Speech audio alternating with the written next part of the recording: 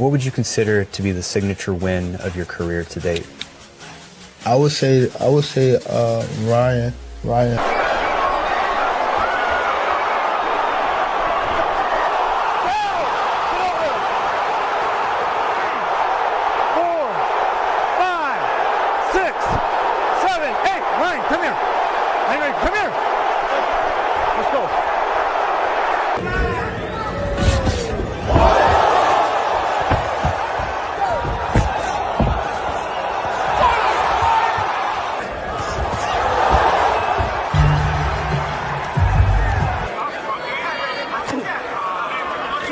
There's some concern that they continue to creep up the body and block.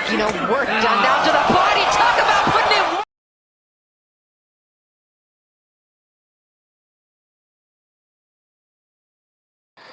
B3 Pick CV, we back again.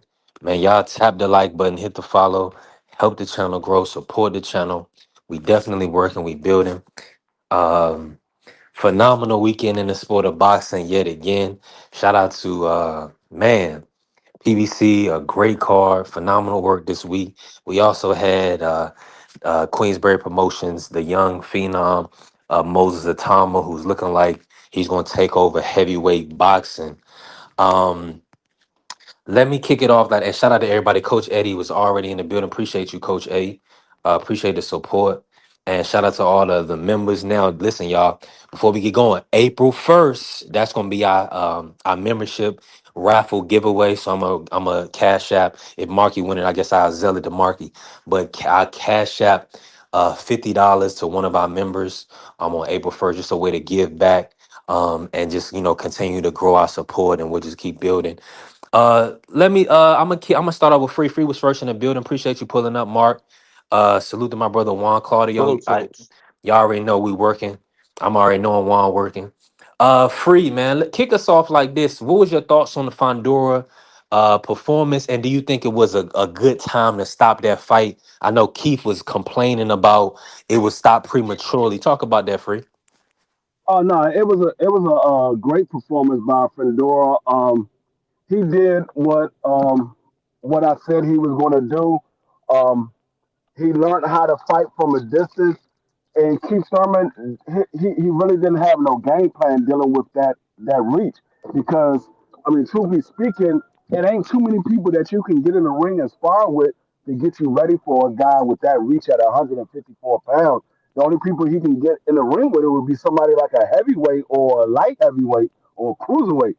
And so I mean, Fedor, right now it looked like it's going to be real tough to beat Fundora with him being able to fight from a distance and using that arm reach.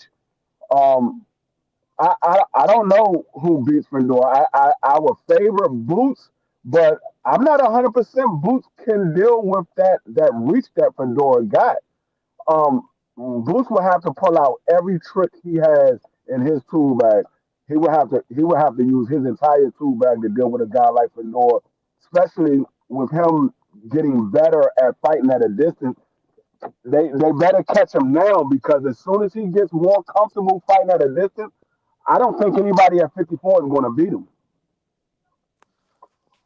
Yeah, that's the way it's looking. Let me bring in Juan. If you want Marky to jump in first, that's cool. But okay, Juan, good. Cook on there, Juan. What's your thoughts on Fundora performance? Appreciate you, bro, already. What's your thoughts on Fundora and in the early stoppage? Do you think it was premature? No, it was premature because it was going to get ugly the farther it goes. But Mike the Rim, the salute po- family. the performance was excellent. I didn't think he really did anything wrong. I think like Free said, if he keeps getting better, it's gonna get scarier. So they better catch him now if you really want to fight him because if you don't catch him now, he definitely gonna start beating on people. 1000%. Marky Dan, the man, the historian. Make sure y'all follow Democracy 101. My brother Marky Dan doing excellent work in the political space. Talk to us, Marky. Salute. Break down Fondora's performance for us. And do you feel like that was a premature stoppage? Salutes. It was a good performance for Fundora. and I don't think he really shifted into fourth gear yet. I think he was just really stepping into gear 2, and Keith really just couldn't stand up to that. I didn't see death by 1,000 uppercuts yet. And to answer your question, no, it was not. I mean, it might have been a premature stoppage in the sense that Keith wasn't like out on his feet, but at the same time, the referee saw what I saw. The referee saw what everybody else saw. Keith Thurman was pretty much, I don't know if the word is outclassed, but he did not have a chance of winning that fight. And that knot and that rat underneath his eye, it was nasty. It was red, purple, black. It was the size of a fist. So I mean, that just wasn't gonna get better.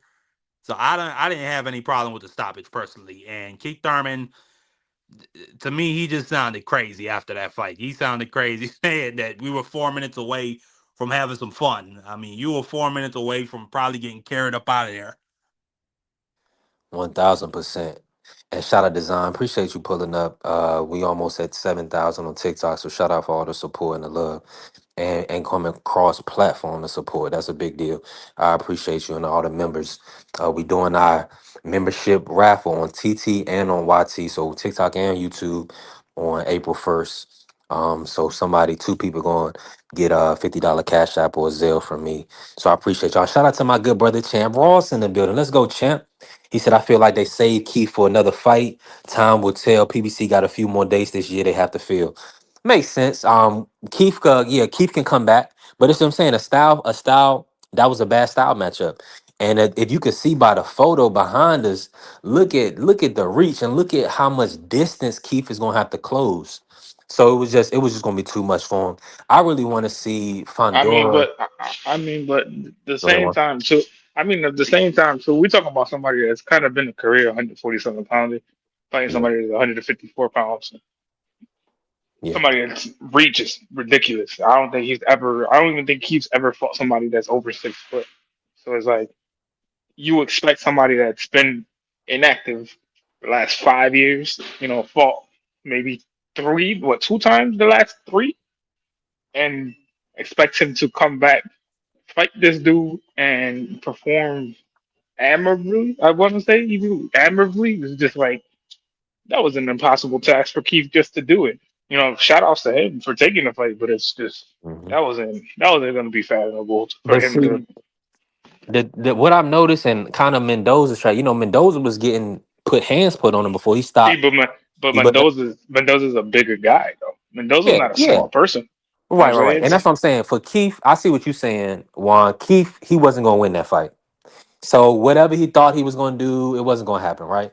Yeah. Now, in his mind, he said, okay, I'm going to close the distance and be able to land a big shot and hurt and stop Fundora. But you have to have somebody that's actually gassed, or they put himself in a bad position to where he can get hit with a big shot and not recover. And I don't think the referee wasn't going to allow that to happen.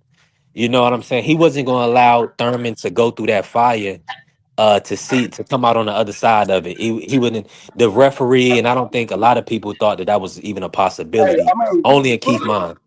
truthfully speaking, if y'all saw what I saw, it didn't look like Keith Thurman had any pop on his punches. No. When he did land a couple of shots, they didn't look like they faced Fundora at all. I'm I like, did. okay, where's the power at?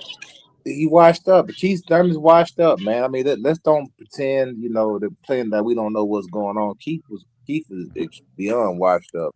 He's washed, bro.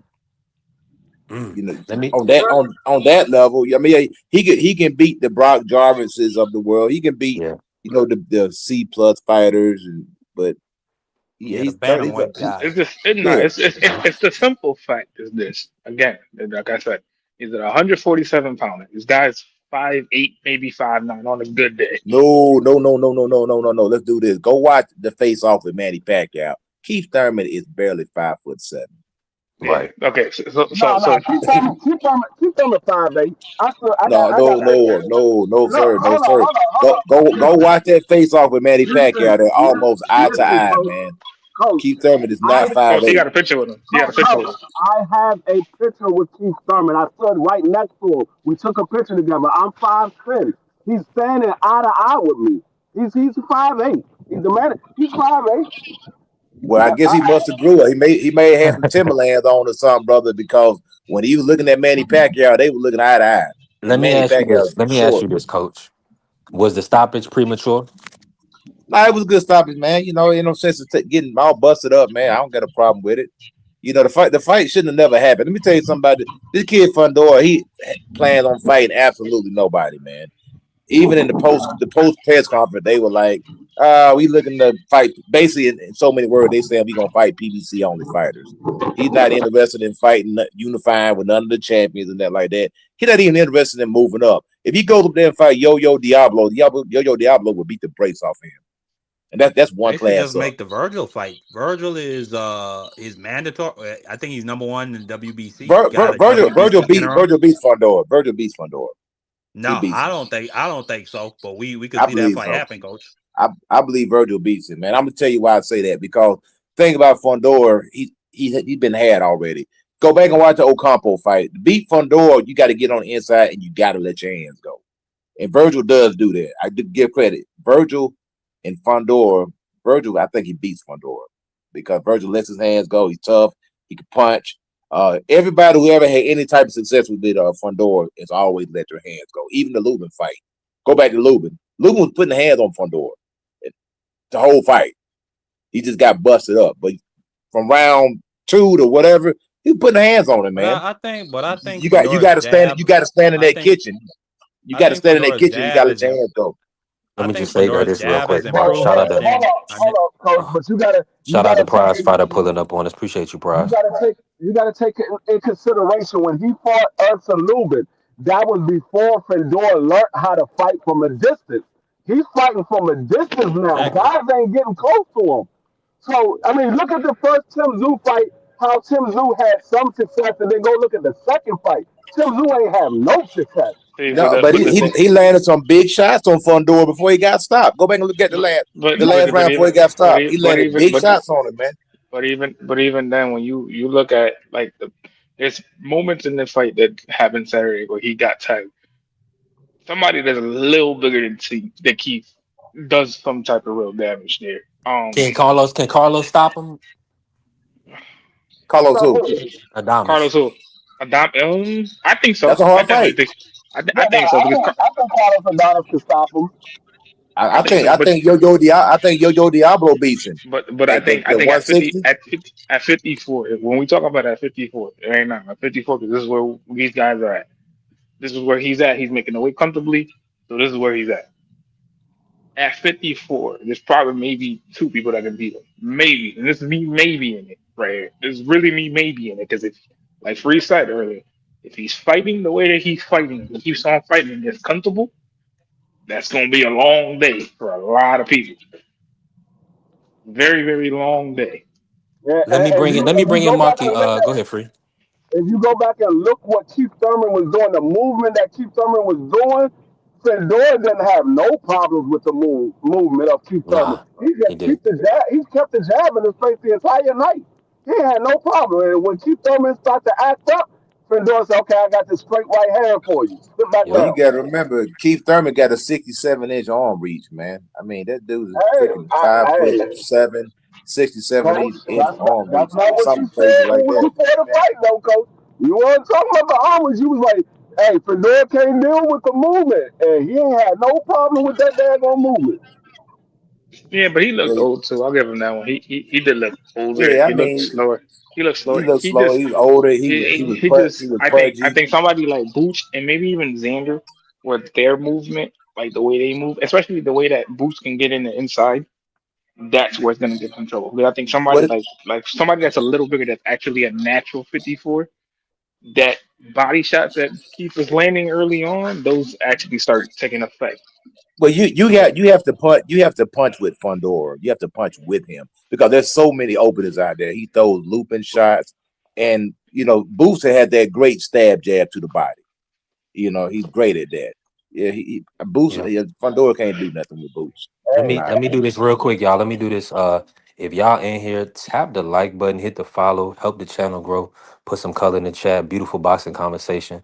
Mark, I gotta bring Marky in. Marky, if you can, talk about 154 and do you see anybody that can beat Fundora 154?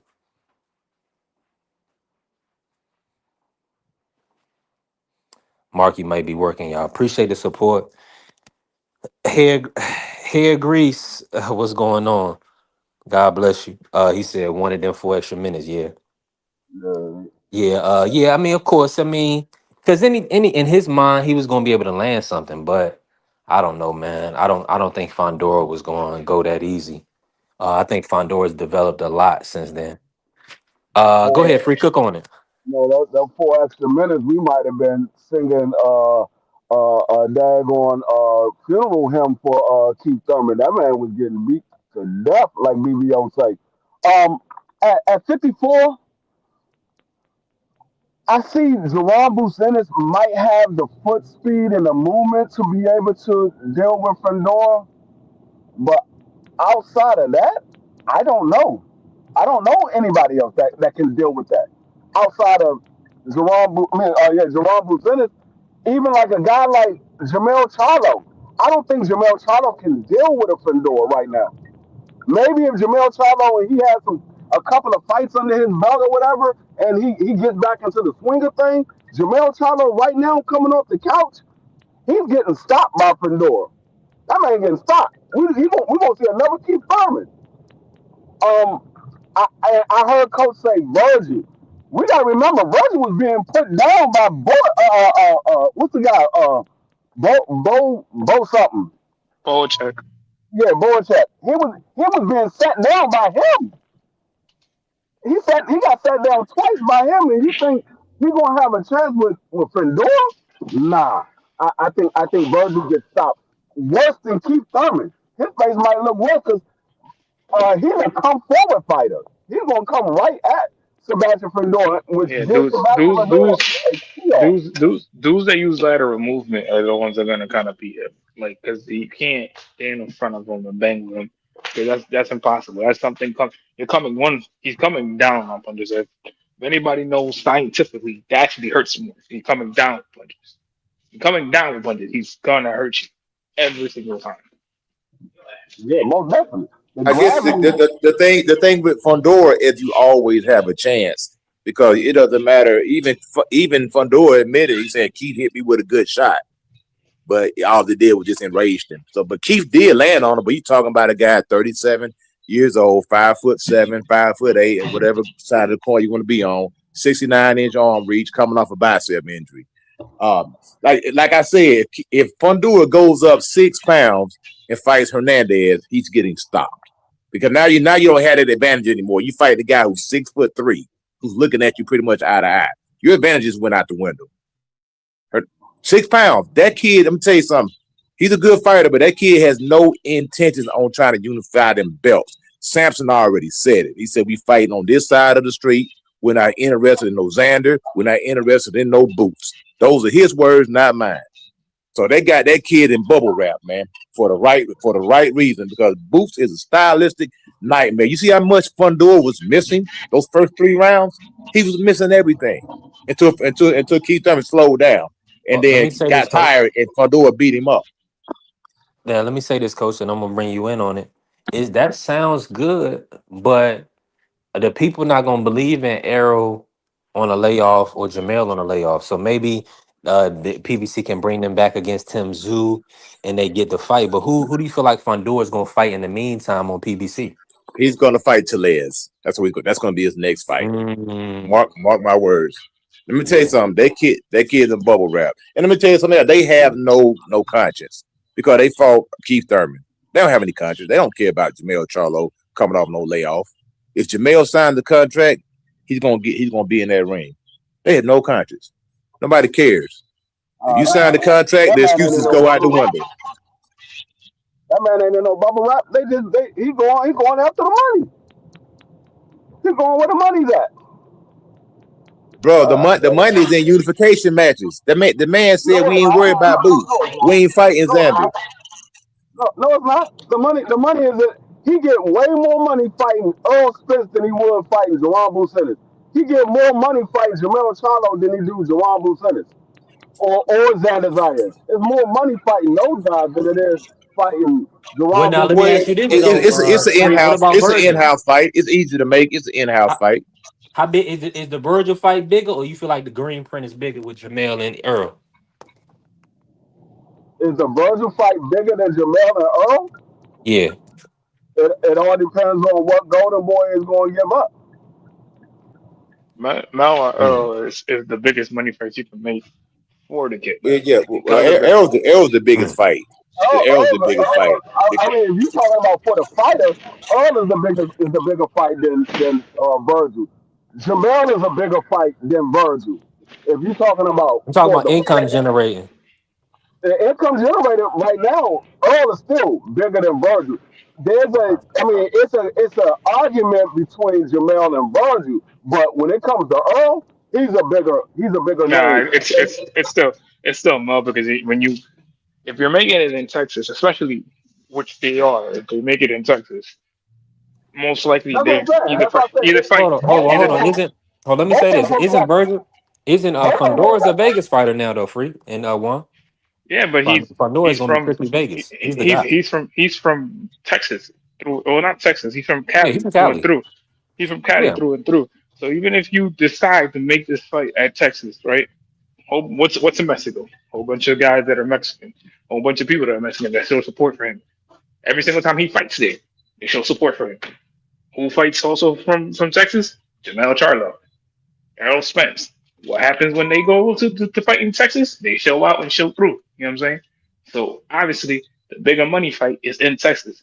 Virgil barely outsold the Texan stadium.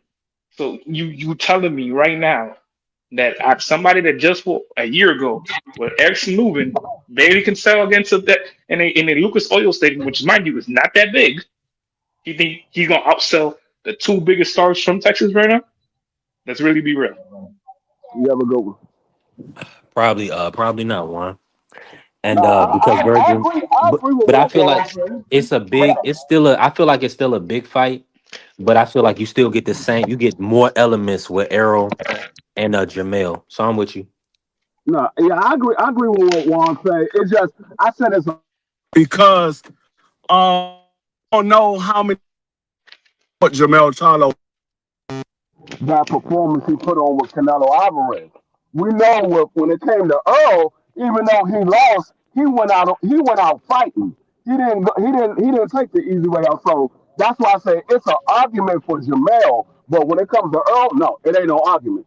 We know who's the biggest star. Now let's do this real quick.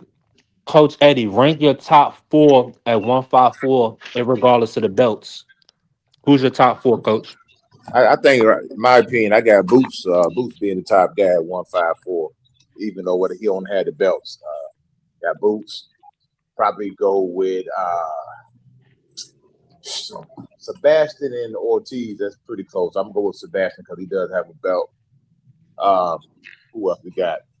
I would probably Hold on, Coach. No belts, just fighting style, skill set. What you see? fight who I think will win the fights. Okay, I got Absolutely. Boots. I got Boots. I got Ortiz. I got Fundora. I got Xander. And when no, I gotta throw Charlo in there too. I think Charlo beats Fundora, man. I got Charlo number 3. I got Boots. I got Boots. I got Charlo. I got Fundora. I got Ortiz. Okay, and no Xander. So that's your top four. Nah, Okay, yeah, go yeah. ahead, free, and now I'm gonna bring Juan in. I got I got I got Boots because I said I'm a favorite Boots. I think he can deal with Sebastian Fundora. He can switch from either side. So I'm gonna say Boots. This is no belts involved. I'm gonna say Boots. Um, I'm gonna say Sebastian Fundora based off of that performance I saw last night. I mean Saturday night. Um, Xander Zayas, then Virgil. I can't put Jamel in there because I don't know what Jamel looked like. Last time I saw Jamel, he was running away from an ass whooping. So I don't know what he looks like right now. And That was almost 3 years ago. and it's funny, shout out to Pooh in the building. It's funny that you say that because depending on where you from, uh people can be extremely different. Like you'll meet somebody from the south, and they one way, and you'll look at somebody, you'll find somebody similar to them that's on the west coast. They gonna talk to you and act a completely different. That's just what it is. It's based on how you grow up. It's based on life experiences. Now, Juan, talk about your top four. One Top five four. four: Pandora, Bootsy, Zayas, I guess Virgil. Yeah, that's really it. And Hold on. You Pandora, who's your number one? Pandora. Yeah, King wears the throne. So yeah, yeah. and that's over the unified champ. King wear again. King wears the throne. Like I said before, he's the longest reigning one out of all of them. So King wears the throne. Man, Jesus Ramos is going to 160. Pooh. He said he's willing to come. I bet he is willing to come back. That's a big payday. Man, hmm Yeah, well, he gonna get stopped when you go up there and fight Yo Hernandez, man. Diablo gonna put hands on him, man. You talking about Fundora? Whoever, yeah, oh yeah, I got Whoever. beat him all day. I bet the house on that. Beats him all day. Mm. That's why that kid had no intention on moving nowhere. He gonna stay there at 154. Hey, and that's his right, man. You want to stay down there, have these crazy face offs and all that stuff. But hey, more power to you. But he well, moves up to 160 and gets in there with Yo Hernandez, Diablo. He going to sleep. hey, what I will Shout out to say is Vince Jackson. the Yeah, I'm with you. person with the biggest kahunas is Zayas. That man said, I don't care what y'all say. I'm fighting Jerome Musetis. I ain't fighting no tune up, no easy Nah, fight. Give me I got to Jerome get a young bull Musetis. credit.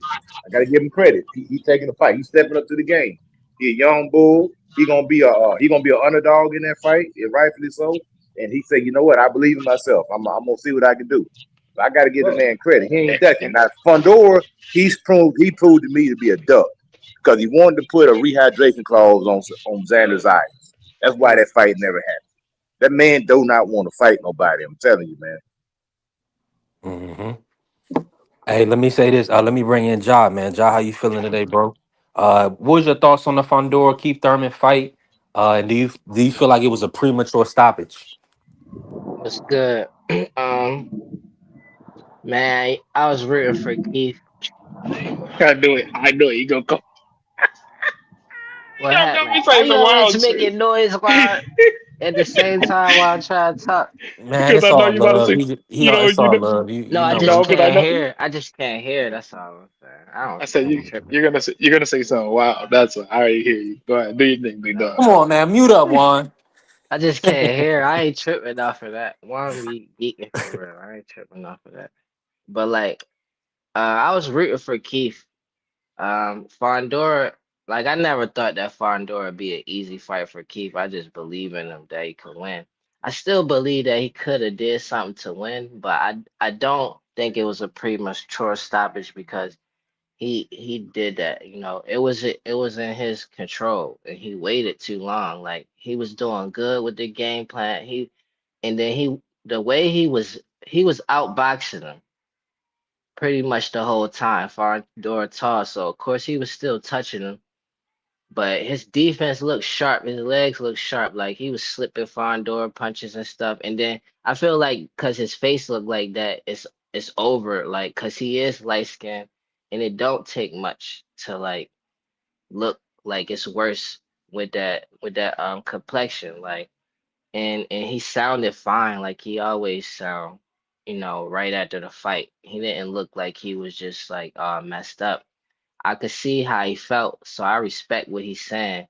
It's just at the same time you gotta take accountability. Like you waited too long, and then the way you was trying to box him as if he was the same height as Danny or Sean Porter and them was ridiculous. Like after you outbox him a little bit, Fondora did start selling out a lot of times, but you was just standing there letting him load off on you with combinations. Like that was your opportunities to catch him in between the shots and stuff, and he didn't.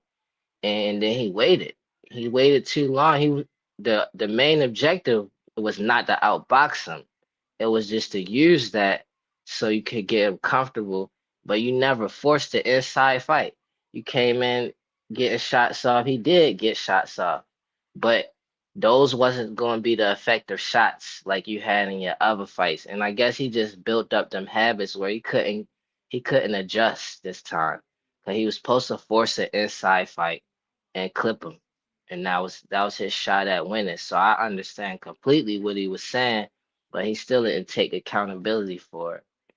It wasn't an early stoppage. It was a Right. good stoppage. Let me say this real quick before you cook, Coach, because I want you to respond to that. And shout out to L Dub. Appreciate you pulling up, L Dub. Hey, we a growing channel. I appreciate all the support from everybody. Hey, listen, this is a members only panel. Everybody on a panel is a member supporting the channel, helping the channel grow. Listen, we trying to grow from the ground up. This is grassroots, so we need support. Don't hesitate to bless the panel, bless the chat, build up the channel. Let's work.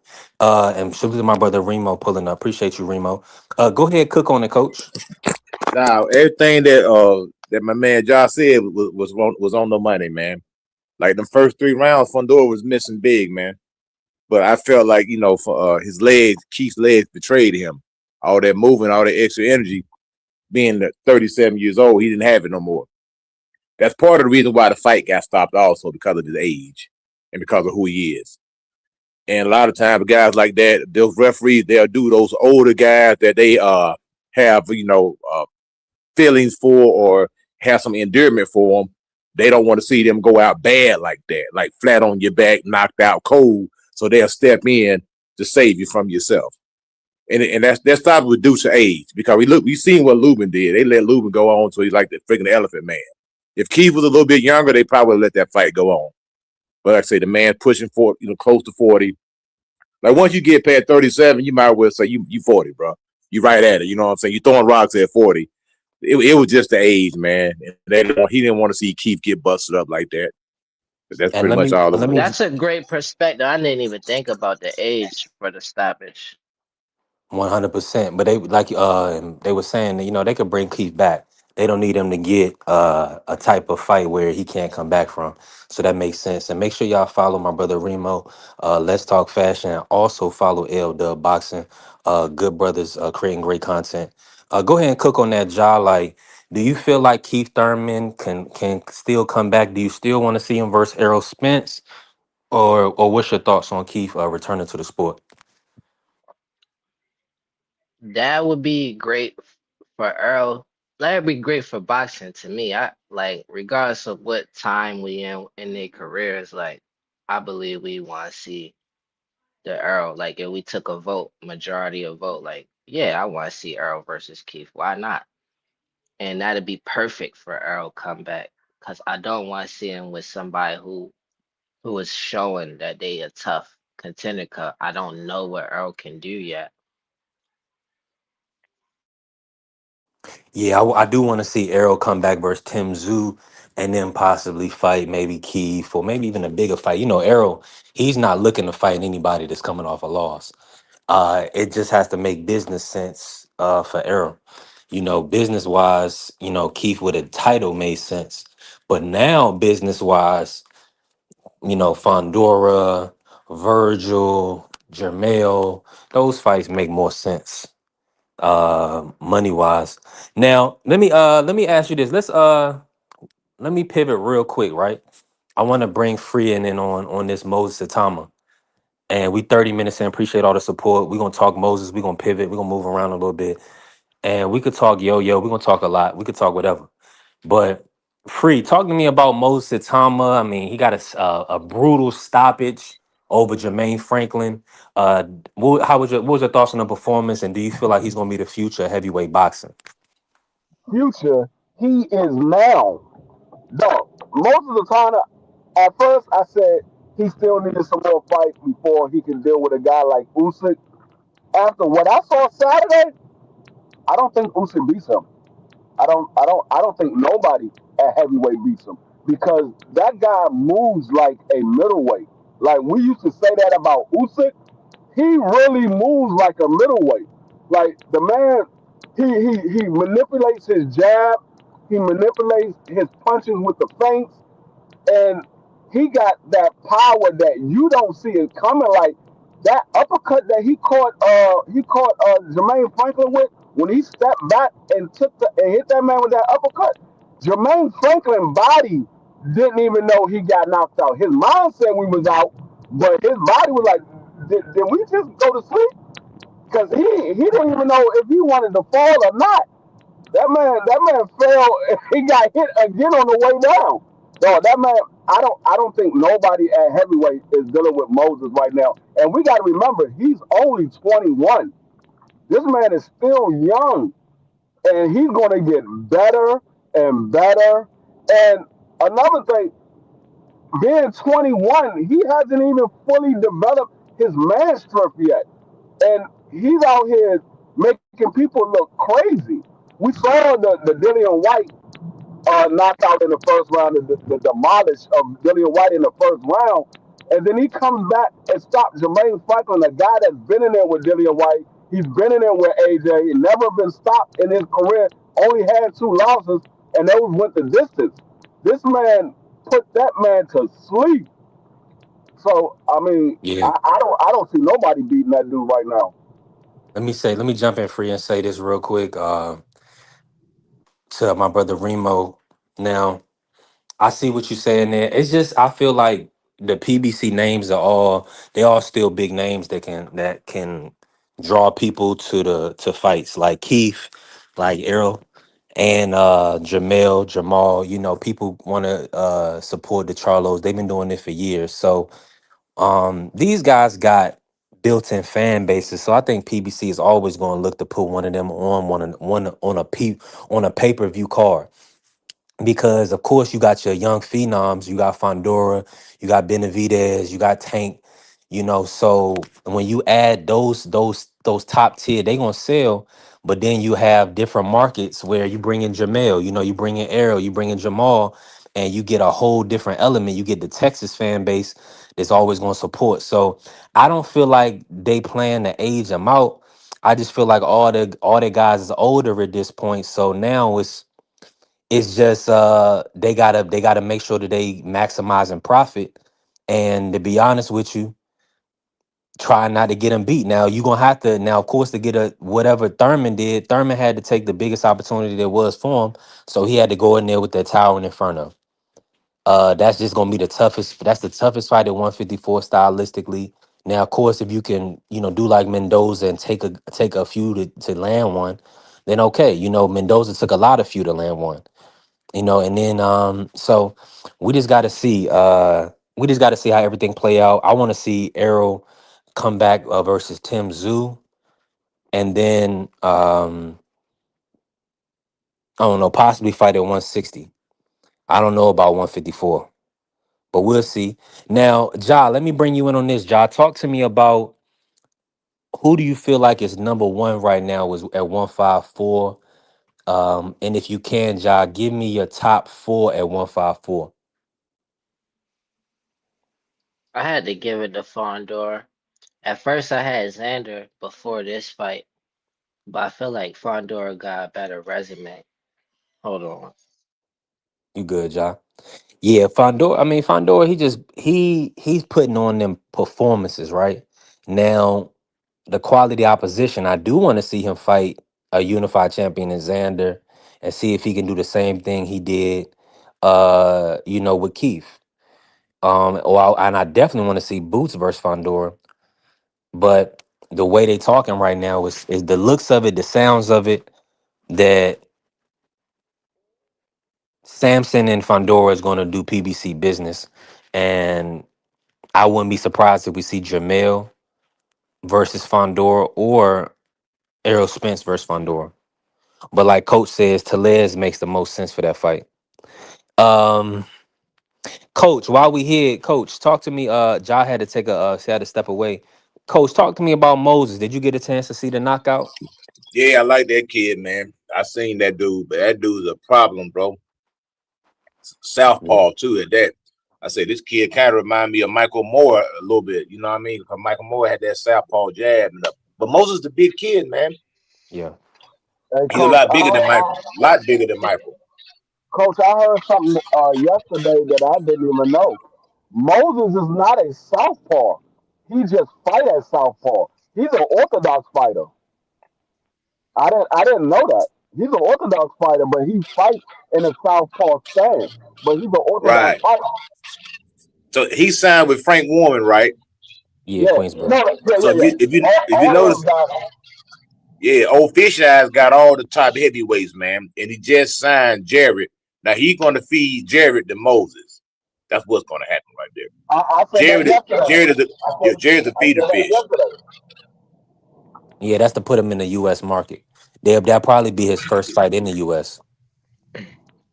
That'll be a big Oh, deal. I wanted to take it a further step than Free did when it comes to Moses. Like I think he moved like a lightweight. I think his speed is crazy for a heavyweight. That speed is ridiculous, Yeah. Yeah. and he's sharp. Everything He's that we used sharp to as a say about mug. everything we used to say about Usyk, that's what Moses is. All that stuff that I hear people say about Usyk, oh, he moves like a middleweight and that, all that, that's what Moses is. Moses is what everybody said Usyk was. I've never seen Usyk move like Moses moved. Mm. And not even move, my bad. I mean his punch speed though. He punched fast like a lightweight. Now we got to put this to the panel because Usyk did say Moses was not on the list. He didn't want to ruin him moving forward. I know, Ja, I'm gonna leave you for last on this one. Talk to us, Coach. Usyk versus Atama. Do you think? Break that down. Hey man, I give that young man a shot against anybody, brother. And like I said, Father Time's undefeated, man. You know, Usyk might as well say you 40. I think what 38 years old. You Yep, just right show up around in there. the Yeah. yeah, you just show up in the ring. You just get old. You get old overnight. You know what I mean? And Usyk went to the world a bunch of times fighting these big, strong punchers, man. And he came out unscathed. You were not unscathed, but he came out on the top winning side. I think that kid right there got a lot of upside. He's got a lot of potential, man. And I would make him, a very, very live dog in that fight, man, against Usyk. I know it's hard to bet against him, but I would not be surprised if Moses was able to pull that off. Man, Wouldn't surprise me one bit. Moses versus Usyk. If that fight happens later on this year, or if it happens early next year, that fight will end up like Fundora versus Keith Thurman. I'm telling you, Usyk's going to get beat up in that fight. He's going to get beat up. Let me say this before Ja cook on it. Shout out to Kill Creates. Appreciate you always supporting and showing love. Putting some color in the chat. She says happy Monday. God bless you. Thank you. Hey, listen, support the channel, help the channel grow. That's what I'm talking about. Appreciate you, Kill. Cook on it, Ja. What's your thoughts on Moses versus Usyk?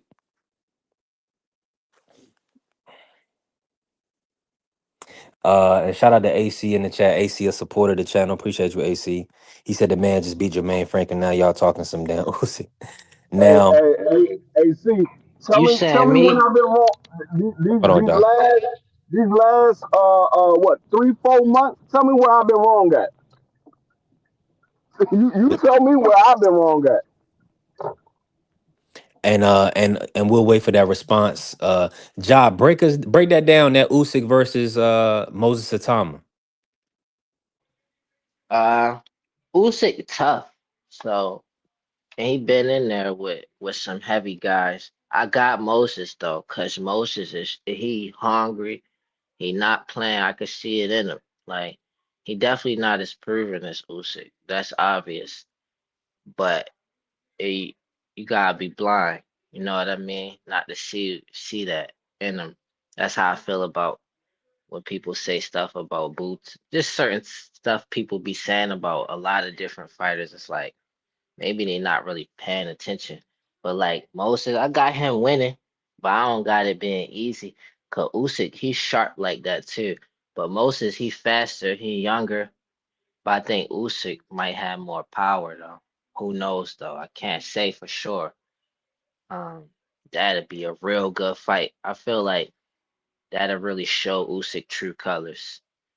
That he take that fight or not. Yeah, and I do believe that Moses should jump the line, all things considered. Not in the sense, not jump Fabio, but I feel like it should be Fabio next after Rico, and then he should fight Moses on the back end of before he retires. Jumping on I Well, that, think coach. I know Moses Free should gonna get a cook. crack Jumping on at that, coach. Tyson Fury. Go ahead and knock Tyson Fury. Moses knocks out Tyson Fury, no hey, doubt. He puts but Mhm. Tyson to sleep. he wouldn't be jumping a line over Fabio because he's a mandatory to Fabio. I mean, to Usyk. Well, Okay. he's an interim title holder to Usyk's belt, so he wouldn't be jumping the line. He'd be taking the rightful shot at Usyk, and because we already know that Fabio and Moses, they have the same trainer, same promoter. They probably never going to fight. Mm. Now let me say that the only reason I say that. Go ahead, coach. I think Frank Warren. I think he puts Tyson Fury on that platter one day. I think he's gonna put Tyson Fury on that platter. You Man, know, Frank Warren gonna get that money, coach. That makes that's what I'm sense. saying. He gonna go ahead and line Moses up with Tyson Fury. Go ahead and send Fury into retirement. And I think Fury will take that fight because he's the type of guy. He seemed like he gonna do what's right for boxing. He gonna pass that torch. You know what I'm saying? Like some of these guys don't want to pass the torch. Older I don't guys think that. I Like don't agree with that. Keith Thurman passed the torch, even though he was kind of a dim torch. But him Yeah. basically he let his name get on Fondora's resume. Now Hmm. like I say, I'm not jumping out the window about the Fundora win. You know what I mean? You know, I want to keep the win, but I told my old trainer, I said, man, he probably gonna get stopped in the 6th round. And it played out pretty much how I thought it was. But Hmm. I always was rooting for Keith because I wanted to get Keith, get another opportunity. Coach, he needed that pay. He needed that payday. Go Yeah, he ahead, needed to Doc. check, man, but he got busted up pretty bad, but it is what it is, man. How I just wanted to ask, what's their size matchup in the ring, Moses and Usyk? I can pull it up. I think that's probably equivalent. They both look like they about 6'3". I know Moses just weighed in at what 250 this last fight, or it was 240. Let me see. And they height too? 'Cause I really don't know how they look in the ring. Cause Moses looked like he a short heavyweight, so that's why it's They hard for the me to same really height. see. Moses is a Yeah, little heavier than he's Usyk, seven. but they're the same height. They Yeah, both Usyk is 6'3". 6'3". Oh, well then, dang, that's it. He heavier than Usyk too, cause he Yeah, he's definitely heavier than faster. Usyk, but they're the same Mm-hmm. height. Oh, I Yeah, he love got to see Usyk that by fight. maybe like 15, 20 pounds, something like that. I feel like I need to see Mm-hmm. that fight now. Yeah, yeah, I'm right. I'm right there with you. He's 21 years of age. He's listed as That's what six I said. four. He's 21. He's Mm. 21. Now, if He's Usyk still go in a there kid. and dominate and ruin them, He, that would say a lot. But no, I don't see that. he's still a kid right now. That brother Usyk said he was gonna ruin his Mike Tyson career. was a kid too. Mike Tyson was a kid. He went and took out a lot of them old timers, man. It's the year of the young guys. Look at you got Moses 21. You got Abdullah Mason 21. You got Xander Zayas 22, 23. You got Ray what's Kroc. the other young guy? Well he's Scooter 20. Davis real young. Yeah, Scooter Davis is like 23, 24. I mean, Van Rodriguez is 26. Mm-hmm. It's the year of the young guys right now. Yeah, that's right. Yeah, boxing a young man sport. It always has been, man. Young man sport, brother. Like once you get past the age of 35, you really consider a old man in boxing, man. You got guys that that are the exception, but for the most part, 35, that's the limit, bro.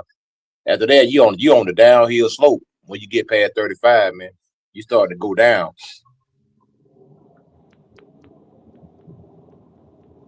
Cook on it free. Yeah, no, I agree. I've been said that. I mean, you got especially with these guys having one maybe two fights a year, and you letting your body get that age put on it. Like the reason why guys from back in the days was able to fight um 100 fights or 75 fights, 80 fights is because they was fighting 4 or 5 times a year. Some of them was fighting like Mike Tyson 15 times a year. They was constantly standing in the ring. These guys are fighting 2 times a year. You be lucky if we get them 3 times a year. That's why a lot of these guys is ending their career with 40 fights, 35 fights, 32 fights because they ain't fighting nothing but once or twice a year. And by the time if you do that once or twice a year, you started your career at 18 years old. Let's say you became a professional at 18, and then you fought 4 or 5 times all the way up until you became a name or you became a champion, and then you started slowing down, fighting once or twice a year. You only going to fight about another 7, 8 more years before you say, you know what, I'm gonna go ahead and hang it up. I think that's good for a sport and it's good just all around worldwide because it's like it's fighting at the end of the day. It's only so much of that that we need to see. And then they probably got like 40, 50 fights at the most in a professional career, but then you add the amateur, most like amateurs, then it's like 300 fights, 340, 50 fights. If you add it all up since they've been fighting since they was a kid, like that enough is enough. Like you gotta balance that out. I think it's good for the sport and for the world. 1000%, Ja. And shout out to my brother AB, a member of the channel, supporter of the channel. Appreciate you pulling up. Link is in the chat for members to pull up. And then we gonna cook. And y'all already know we doing our members raffle on April 1st. So one of our members will get a $50 cash app from me or Zelle. Whatever. We gonna make it happen. Now, I gotta ask you this. I want to put this to the panel. Do we see Keith Thurman back, coach? I mean, against who, man? You know what I'm saying? It's like, yeah, you can see him back, but he's probably going to be viewed as a stepping stone for a younger guy, man. Unless he can get the guys like Errol Spence with Errol Spence is basically vowed not to fight the guys. So I don't think we'll ever get to see that fight. The Charlo fight don't really make any sense. I think Keith Thurman is way too small to deal with Charlo. I think Charlo probably knocks him out. So he's just gonna be he's gonna be a gatekeeper, man. He may be able to get a crack with a shot with Yuluman or something like that. Yeah, I don't know. I don't know who you put him in there with. You know what I mean? I mean, like I say, once a person see you get beat down like that, it's like it's hard to bring you back, man. When you just get beat up, like even look at Andrade, he got beat up so bad they couldn't bring him back. You know, Keith Thurman got beat Yeah. up so bad it's gonna be hard to bring him back, man. But see, now the thing with Keith is he got controversy behind. I'm gonna bring you in AB, and I want Ja was about to cook on it, but he got at least controversy in sense, and he said he believes it was a premature stoppage. He still wanted to fight on. The only unfortunate thing with the Andre situation is he got stopped on the stool, and we pretty much seen them say no mas. So that just kind of it's difficult to bring you back. Like, who do we think you're gonna beat? Because PBC only gonna do championship fights. So unfortunately, it's gonna be a little harder to bring back Andre. I think with Keith, it's gonna be interesting to see how they bring him back. I think they can probably bring him back maybe versus Jamel Charlo or versus Errol, but outside of that, it's gonna be difficult to sell Man, it. what they need to do with Keith is give him a rematch fight with Dagon Manny Pacquiao. That's what they need to do with him. That ain't bad. And make it at 147. Make it a 147, make it a 154, catch weight, whatever. Have him fight Manny Pacquiao. They want to put these old guys to work. Have these old guys fight each other. Uh, uh, Earl Spence fight Jamel Charlo. Get that out the way. Get these old guys fighting against each other. I mean, let these young Mhm. guys continue on with the sport, but these old guys want to continue on fighting. When they go fight some of these fighters that you never fought before, or you got a loss against and you want to revenge that loss, go fight them because the young men they're gonna beat the brakes off of y'all because y'all ain't there. Y'all been sitting out of the ring for 3, 4 years, and y'all want to come back and get back in the ring. 1000%. Let me bring in AB. Appreciate you pulling up, AB. How you feeling, bro? And talk to me about the fights this weekend. What was your take on Fundora getting the stoppage? Keith Thurman complained. Do you feel like the stoppage was premature? At first, I did, think it was a little premature, but then I started thinking about like the business aspect, and I was thinking about like, damn, Mayweather coming back, Manny Pacquiao coming back. They probably did that to save him, the reserves to basically reserve his chin, kind of Yeah. like how they did Rolly Romero uh with Tank. Tank. Yeah, Hmm. like how they stopped that early, kind of. And was I impressed with Fundora? Not really, because I kind of, that was kind of expected. He ain't really put no hurt into Keith Thurman, so I wanted. That's why I wanted to see like him actually go through with the if he was gonna get the knockout, go through with it. And actually, like I actually wanted to see his body drop. No disrespect, but he hurt Keith Thurman feelings. That's all I could say. He hurt his feelings because he was in his in his feelings bag a little bit. But You mean Keith, in a sense with the stoppage? You mean like at the post fight? yeah, yeah, yeah. He was in his feelings real bad. He hurt his feelings though. I will say that he definitely hurt his feelings. But I feel like I don't think that's gonna be his last fight. I feel like he gonna either fight Manny Pacquiao or Mayweather next. Ooh, because the Mayweather fight, people said that's the fight that Mayweather was kind of avoiding Keith a little bit. Keith was in position. So yeah, Yeah, that but makes sense. yeah, and Keith Thurman, I ain't gonna lie. Like as soon I already knew he was gonna lose. I've been saying that he was gonna lose. But when I seen his face when he got into the ring, he had bags under his eye. I was like, yeah, I don't like how he looking right now. He don't even look like he want to be there. So I knew from the rip he wasn't gonna do too much, which he didn't. His knees was locking up every time he was trying to throw a shot. He was jumping up in the air. He was leaping. He was head hunting. He wasn't going to the body, so that means he left the whole game plan from the jump. Michael Fox already said, he did an interview saying the whole game plan, and you could just tell like the story was written up. And I ain't finna be long drawn out, but I felt some type of way when Fundora team was basically saying they ain't fighting nobody outside of PBC. That kind of made me feel some type of way That because it's man the like duck, brother. it was like who else is at 154 that's on PBC? And then I started thinking to myself, Earl Spence, Jermel Charlo, that's pretty much it. So I'm kind of like that's kind of nasty if you think about it. Did you sell a But Tellez fight? Telez, yeah, I seen it. He trash. Mm. Hey, and that's gonna be his next fight. Sebastian's gonna fight Tellez because that's why they He put those trash. guys on. That's why and that's what I'm saying. That's Fundora is not willing. He's not interested in challenging himself at all. Like I say, it's a guy that's 6 pounds up that was on that same card that will put hands and feet on you. The Cuban guy, Yo Diablo, go up 6 pounds to fight him. I'm tired of seeing Fundora looking at these pathetic matches. Sitting there looking at these guys, sitting there looking at your goddamn chest. This dude don't want to fight nobody, man. He want to put rehydration clause on Xander Zayas. He want to goddamn dig up an old Keith Thurman, 5'6", 5'7", welterweight, and then act like he did something. Hey, man, you ain't do nothing, man. You ain't beat nobody. This man washed up, bro. He act like it's a good win. I say, man, bro, you ain't fooling nobody. The man don't want to fight nobody, man. The man don't want to fight, and he don't want no smoke. That dude in Let me bubble just wrap. let me just say this real quick, Coach. Shout out to Bobby pulling up and Igloo. I feel like he said Atlantic City Hall of Fame, maybe New York Hall of Fame, but not the International Hall of Fame. Shout out Bobby. And he's talking about Keith Thurman. Let's put this to the panel real quick. I want to start with Coach Eddie. Then I'm gonna go to D Free, Ja, and AB. Coach, and we could do this quickly. Is Keith Thurman retired today? Would he be a Hall of Famer? Yeah, in my opinion, I think he'd be a International. Hall of Famer. Yeah, he'd be a Hall of Famer because Okay. you gotta look at the people that's in there.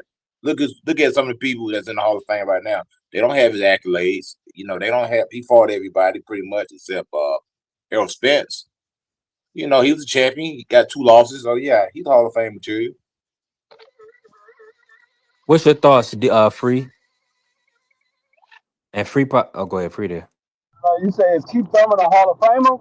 And we talking International Hall of Fame. Will he make it into the International Hall of Fame? Um, I don't know. I don't know. It all depends on the Writers Association because those are the ones that vote for the Hall of Fame. Um, I don't know. I would say they probably will put him in there because Keith Thurman is a he's a talker, and they like when guys can talk. And Keith Thurman never been a guy that the boxing didn't like. They like Keith Thurman, so I would say he probably will make it into the Hall of Fame. I think he'll make it in there before Sean Porter do.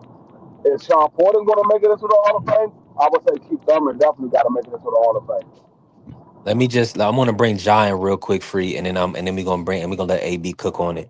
Let me just give my position real quick, Bobby.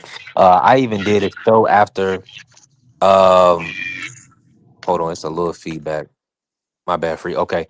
I did a show after Danny had stopped his last opponent. Um, and I was saying how Danny was going to be a Hall of Famer. I believe Danny's a Hall of Famer. You can't tell the story of boxing without Sean Porter, without Keith Thurman, without Danny Garcia from that era, from this era, from that welterweight era. Danny moving as an underdog, beating Amir Khan and Lucas Matisse. Now he didn't have a great run at welterweight, right? But he did get, of course. He got a good win to get the belt or whatever. I believe he fought Robert Guerrero to get the belt, and he just ran up against bigger guys. But I feel like, yeah, Danny was too legit. Yeah, he was legit at 140. He was extremely legit at 140, and Keith was extremely legit, a unified champion at 147. And then, of course, we know with Sean Porter being a two-time champion at 147, what he did.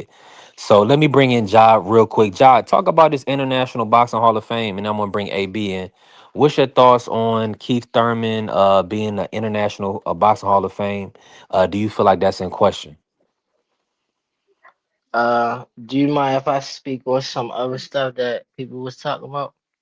Let me bring AB in, and then I'm gonna come right back to you, Jod. I'm gonna let you have the floor. Go ahead, AB. AB, would you put Keith as a Hall of Famer, international?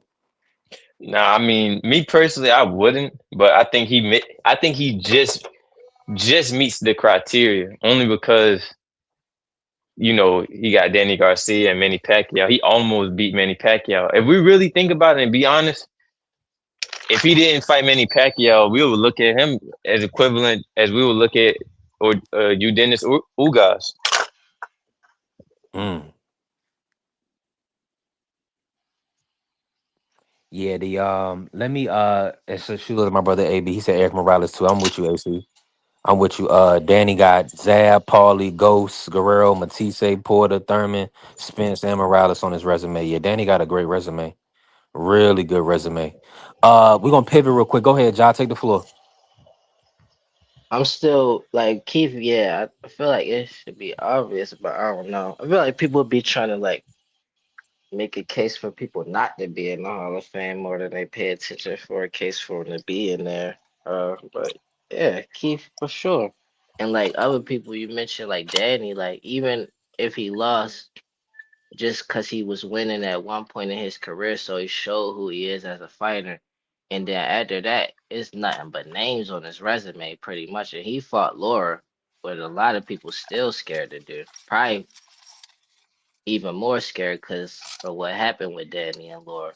But like, I wanted to speak on Tellez. Like, if old boy didn't start headbutting in the very beginning, when he seen the difference in their skill and their sharpness, man, we could have seen a master class from Tellez versus y'all.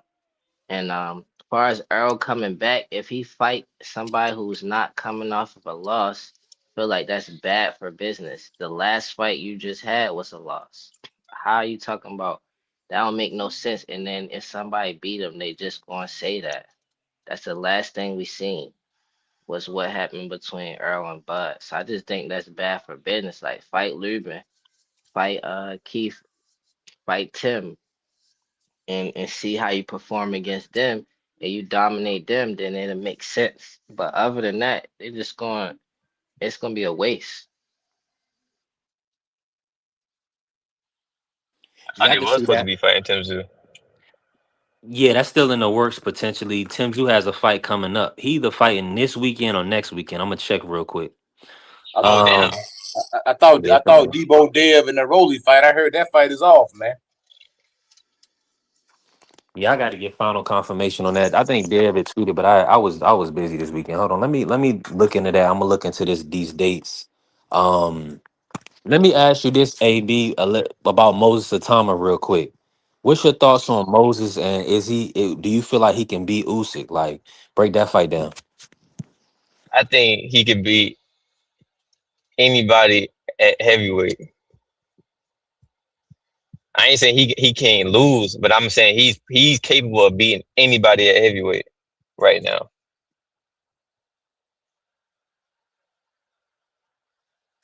Yeah. What address? What? The fight being off. If the fight is off, that mean the Ryan fight is on AC, and that's what everybody was saying. Devin was trying to avoid Ryan or whatever. So if Devin is not fighting Rolly, he's fighting Ryan. So we just I gotta heard see. that Rolly was trying to get in the mix, and I heard he trying to fight Ryan. So I don't know what's Of I going heard course. he on. was trying to get out of his mandatory. That's what I heard.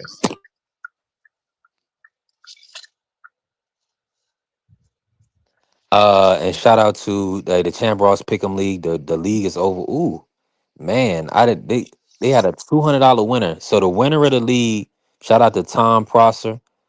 He got $200 coming his way. He won with 11,072 points on the season, and I had 1,015 points on the season. Shout out to him. Hell of a job. He also so shout out to this last week. I won. I knew I did good this last week. I was second this last week. With 139 points, and the dude he had 10 more points than me. He got a first place bonus, and I got a second place bonus. Okay, I see what it is. Okay, cool. Yeah, it was an interesting week of boxing. Let me just tell y'all this. So Tim Prosser got $200 for winning the Pick'em League, and it's just pretty much you just pick winners and how they gonna win and stuff like that, and it's no money to enter. He also Champ Ross also gave $50 to Eric Kelly. Shout out to Eric Kelly. He got 8 KO predictions correct. So that means he predicted the correct round in 8 bouts for this season. This is season 27. So Champ Ross ain't new to this. He's true to this. Other than that, the majority split decision draw tracker. Shout out to Clubber D. He got $50.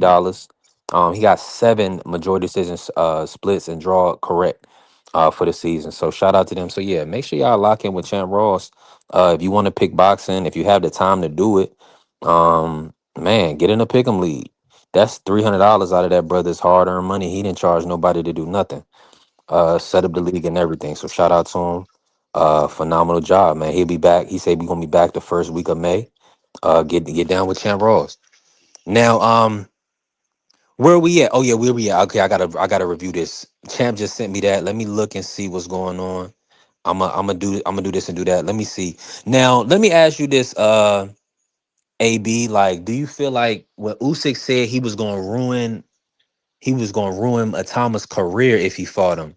Talk about that. Do you believe that's a possibility, being Atama being a 21 year old? He hasn't fought anybody really in the top 10 yet in heavyweight boxing. Could Usyk really like hurt him? It's possible, but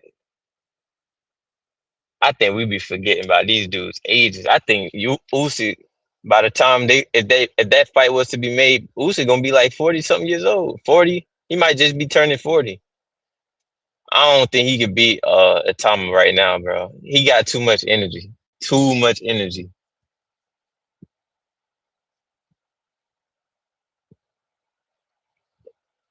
Let me read the tweet right here. Let me read this tweet. Rolly from Devin Haney. Devin Haney said Rolly delusional, acting like he's some kind of draw but can't sell out a ballroom. That's why the fight hasn't been made yet. The money isn't right. I'm looking at other options. He can go fight his mandatory since he's such a draw. Mm, mm. Yeah, that's wild, man. Rolly pricing himself out of the Haney fight. I mean, that's disgusting. But we knew, but see, that's what I'm saying. And everybody was like, wait this, wait that. This stuff is this is warfare. People think this is not business, this is warfare. PBC and Showtime and Oh, PBC and Al oh, Heyman, they hold on, free. They never liked Devin and Bill. because they walked away from them and went with the DAZN deal. They didn't want a monthly stipend like Tank or like any AB, like any of these guys, getting monthly installments from Al. They wanted to be their own boss. And don't expect, especially if this especially this fight don't happen, don't expect them to ever do business with Devin and Bill. Because it just don't seem like they willing to make it happen. And I knew for a fact when they asked Floyd about it and Floyd didn't say it was happening, we knew it's all smoke and mirrors. It's business. What they want to do is they want to keep Devin out the ring, keep him out of the limelight, because at the end of the day, they're not making no money off of Devin. So yeah, Rolly, man, that's just boxing, man. These guys is not going to Hey, just all, they're not going to he make put Kingmaker. Brody Price. Mm-hmm. Yep. Mm-hmm. Rolly sent the contract. PBC was putting on Yeah. the fight. So how Rolly fight? He priced himself out. Rolly said, I signed my portion of the contract. I'm waiting on Dev to sign. So that means Dev was looking for more money. Yeah. If it wasn't no money, it's like what did they send him? What did they send him then? If it didn't, it wasn't enough. So for all intents purpose, I it tried looked to like the tell fight ain't y'all. gonna happen. I told y'all. Everybody said, oh, Dev chasing the belts. No, he's not. He's chasing the money. He's not chasing the belts. He's chasing the money. You Yeah, put the his money. head Yeah, down. it gotta make sense though. If it this is business. I mean, it's still prize fighting. So you gotta get your market value. And if Rolly, like you said, if Rolly ain't producing, or I mean, let him go fight his mandatory. Hopefully, PBC can make that fight on undercard of Tank versus Pitbull. And Devin can fight whoever he can find, right? Maybe Catterall or whoever. Oh, breaking news. Breaking news. Xander versus Boots. Yeah. Yeah, I already told you it's June 24th. Right. Oh, what Ring Magazine, it said they got it as June 27th.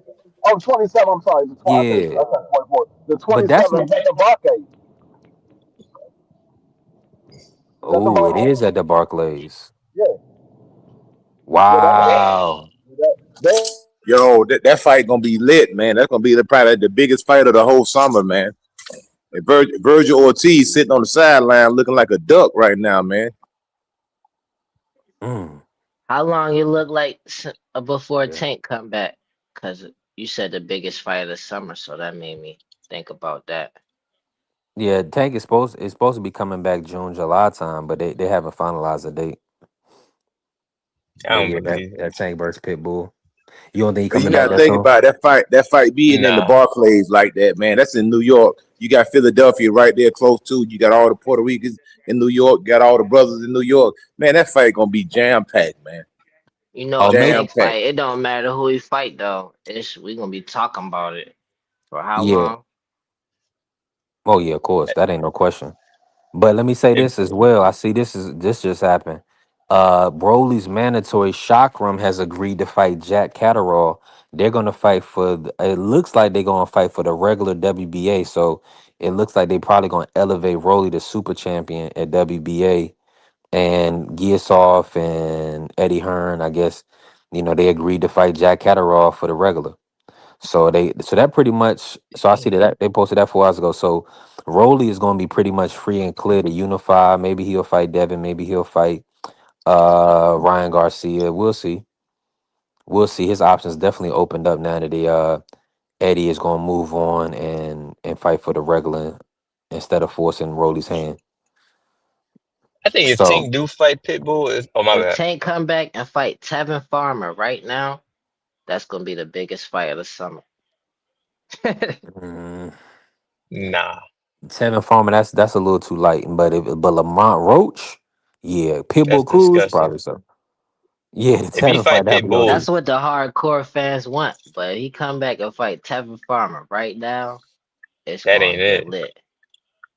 Nah, that's a bad move, man. He just That ain't it. Tank fight, man. That's like putting a Chihuahua in with a pit bull, man.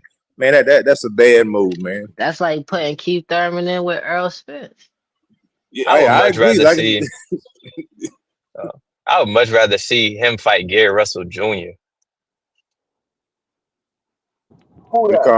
because Tevin Farmer, he just got flipped over, man, by Floyd Schofield, man. So nah, that wouldn't look good for Tank, man. That'd be Oh a bad no, move. That'd be a bad look, man. no, they Nah, low key, a lot of people would love it because No. of the story, the background. Man, Y'all that didn't Tevin man, want to already see ducked him him. fight no, Lamont, man, but that had a you can't say background that, story. y'all. Nah, you Tevin can look. already ducked Listen, him. the background story for Lamont and Tank was a better background story than with Tevin and Tank, but it wasn't as attractive as this background story between Tevin and Tank. A lot of people they'll love that fight. Nah, And No. Josh, now you He the everybody just only want got to one see knocked that the out don't by love Lamont. Kid that fight. Austin. Now everybody see, want to see the Lamont rematch, but before they didn't even want to see the fight in the first place. they didn't want they not gonna But love no daggone Tevin Farmer versus Tank after he just got knocked out by Kid Austin. No, Nah, ain't nobody gonna love that fight. Yeah, you yeah, tripping. that just you ain't. I mean No, you I know tripping, you bro. will, because you want to see somebody. You want to see now Tank get a first round knockout. That's all you want. Nah, I that will was a I will fight. say It No. was a I will fight that say never the happened that the people the, wanted to see. That's all I'm saying. That's all the I'm Man, saying. nobody want to background. see that. Don't shoot the messenger. It's a fight that didn't happen that a lot of people wanted to see. And it Yeah, Man, was just Tevin exactly. Farmer they just wanted to see ducked the them. offer, It bro. wasn't about who you think going to win. They just wanted to see them two fight. They just wanted to see Exactly. them two I squash. That's know, a I That's know what it. trash you're fight. saying. I know what you say. Hold on. Let me just say this, y'all. I know what Yeah, you're they don't saying, get it. Ja. I know what you're saying because Philly, DC, and any tank fight is gonna be big. But the name and you said biggest fight of the summer. Well, The he biggest bet fight on of the fighting summer would Pitbull be Cruz, man. Tank. I mean Tank Lamont, but Tank Gary Anderson. Shakur, nah, Take you was right. Oh, Tank. take it, Shakur. Well, of course, that's a That'd no be the brainer. biggest fight if they did that. But I'm saying, Yeah, that's no I'm brainer. just, I would, Mr. partially Gary Russell trolling. versus Tank is huge. That'd be huge for That sure. would Gary be I, Russell huge. Jr., I'm bro. I'm trying partially to tell you. trolling, Yeah, but That's the if you fight. put Tank name that's the versus fight. You right. anybody, everybody lose their rockers. It would have been more lit than Anthony Joshua versus old boy. Than Tank versus old boy would have been more lit. What's I forgot your name for real though. The YouTube dude. Jake Paul. Like, yeah. Man, nobody's trying to see Tevin Farmer fight nobody in the rankings. It's over with. After that Floyd Schofield, yeah, and then he got respectfully, he got the Tourette's and stuff like that. Nah, So he do. he got some things he's working through. So fighting Tank is like, that's gonna be tough to sell. But I would say right now, just his comeback fight, my order would be just Lamont Roach, just because of the controversy in the first fight. I think Lamont Roach number 1, Gary Russell number 2, and then Pitbull number 3. Now, money wise, people gonna say green print, so they gonna say probably Pitbull. But just stylistically, I want to see the Gary Russell, Mr. Gary Russell. I think When you that's say money wise, is you saying like just for like the business heads behind the scenes that making the uh fights happen? more so to ensure that you got the Mexican audience. Like for No doubt. instance, yeah, because the East Coast gonna show up and support the fight, and Atlanta, New York, everybody know Tank, everybody know Gary Russell and the Russell family. I But feel I my bad. no, you good. It's a lot of Hispanics, a lot of Mexican contingency in Chicago and Atlanta and Texas and the West Coast and everywhere on the West. So it's just a numbers game. That's all. When it come to Tank, I feel like because of how he established himself, like regardless if he fighting Pitbull fans gonna watch every Tank fight anyway. So I feel like, as far as if you saying him, he probably get a bigger pay cut versus Gary and Lamont than he would versus Pitbull. So I don't know though, cause I just feel But like the see, fans go, even other people fans gonna watch every Tank fight. yeah, Most they people gonna who care watch job, complaining but you about talking about Tank, support though. You see what I'm no, they saying? gonna Watching. support genuinely. Like most people out here that be talking about not supporting when it come to black fighters is black people. So let me just say this. Without the Pitbull Cruz, they're not gonna go to the card. So that's one thing. and then two, they're gonna dub it. They're not gonna buy. They're not gonna pay 75, $80. Their fight is not on the card. So if they do have any, they don't have an incentive to support. I wish it wasn't like that, bro, but that's just how people are.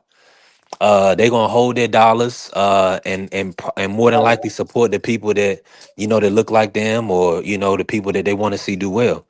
Not, but not So not only anytime that, Tank fight, not only that, but PBC going to look at where they can make the most money at. Is it going to be a Pitbull Cruz fight? Is it going to be a Lamar Roach fight? Or Joy, is it going to be Tevin Farmer? They're like, hold up, the bigger money is in Pitbull Cruz. The second biggest money will be Lamar Roach because a lot of the fans want to see that rematch. I think he gonna. I so think Tank gonna fight both of them. I think he'll wind up fighting both of them. And I don't know what order he's gonna fight them in, but he'll. I think he'll fight both of those guys. so when it comes to like Tank, I feel like this is proof right here. The people who speak it up, like speak up that somebody gonna hold their money from Tank and all of that, like it be mostly black people saying that stuff. Like I feel like other people, other races, they genuinely they gonna just watch boxing. They gonna be watching it, looking at the skills because they coming from a different perspective of like they trying to really take over boxing. And it's really hard to take over boxing when you gotta fight black natives, black Americans, whatever you want to call them for the moment. But like so they really paying attention to boxing. They paying attention to the skills and they watching fighters. I don't know where the proof at if Tank not fighting somebody who is like Latin or Hispanic that ain't no Latin or Hispanic people coming to his fights because he not fighting a Latin or Hispanic fighter. I don't know where that's proof at. That could change my mind if somebody was showing some proof of that. Because I feel like if Tank was fighting Lamont, that's just a guess. If Tank I fighting got you, Ja. I got you, Frank, Ja. The proof is here. Where was Pitbull Cruz fight? That was in no, Cali- that was in yeah, California. So California. so to ensure that, what I'm saying, it was a sellout crowd. People that actually want to see a black fighter versus a Hispanic fighter. Then on the flip side, where was the Lamont Roach fight? Now Tank Davis can sell out anywhere in the world, and it's no state income tax in Las Vegas.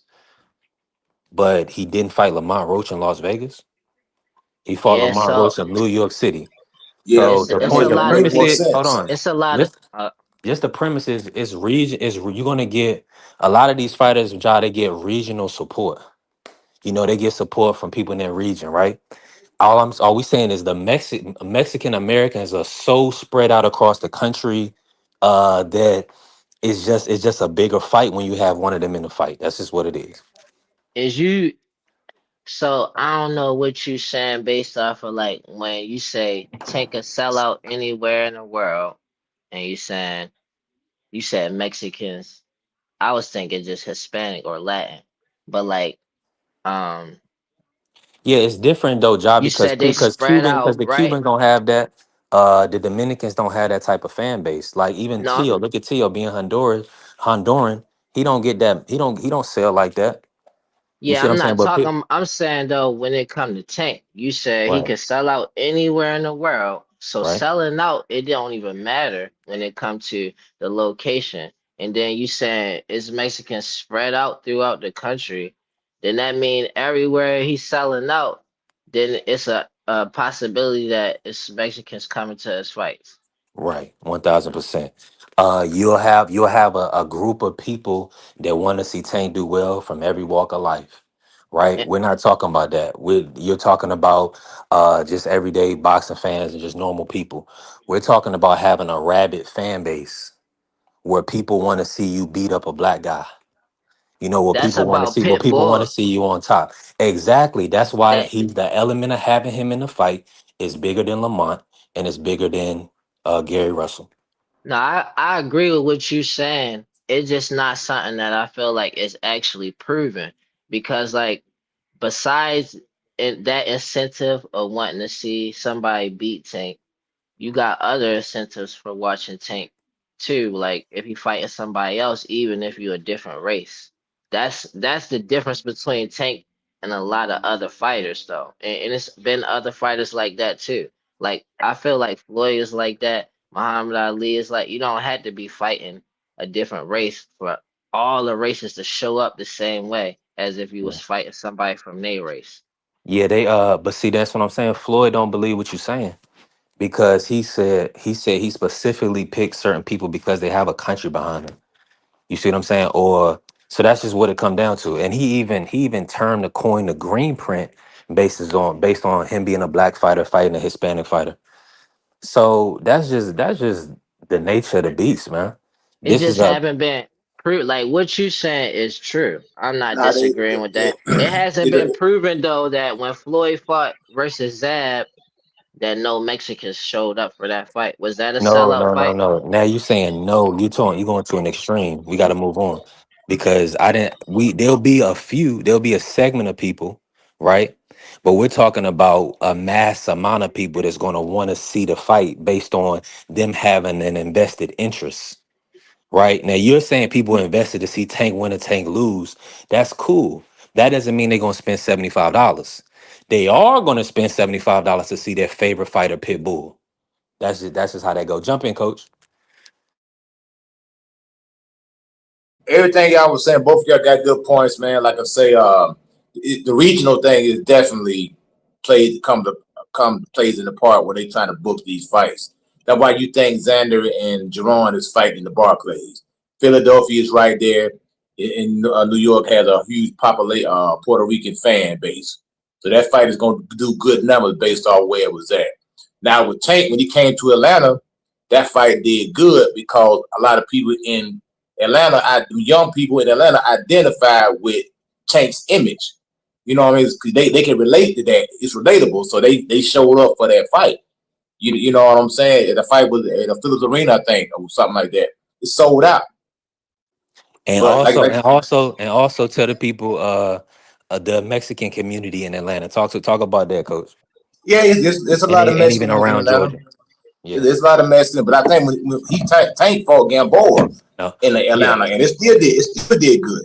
Still did good because, like I say, Tank down here in Atlanta, we got a lot of YNs. I guess that's what they call them, whatever. But they identify with Tank and they love Tank. Like, let me tell you something about Tank. Grandmamas love Tank because they look at Tank like their grandson. Like women, like kids know Tank. Like people that don't even watch boxing know Tank. Like my daughters, they don't even watch boxing, but they know Tank. You go to these schools, they know Tank. Grandmamas know Tank because they look at Tank like Tank remind them of their little grandson. So they can relate to Tank. Tank is relatable to a lot of people. You know what I mean? So he's always gonna have a good fan base, you know what I mean? And I think the people, the people looking forward to seeing him come back, you know what I mean? They just wanna, but I can say ain't nothing announced right now. So don't nobody know when he coming back. But the people looking forward to it, you know what I mean? Yeah, I understand what y'all both saying. I just was like, I'm just speaking on it's more than one way to incentivize other races to watch a fighter, especially in the case of Tank. Like if we was using another fighter, I feel like it'd be different. Like if we was using Devin, then I feel like for sure if he fighting somebody in a different race, that's way more opportunity. But with Tank, it's different. It's a lot more different opportunities to get the same mess, and from the same races that come into it don't matter when it come to that. That's all I'm saying. Like it's more than one way to get the bread, the same bread and the same attendance, no matter what race he fighting.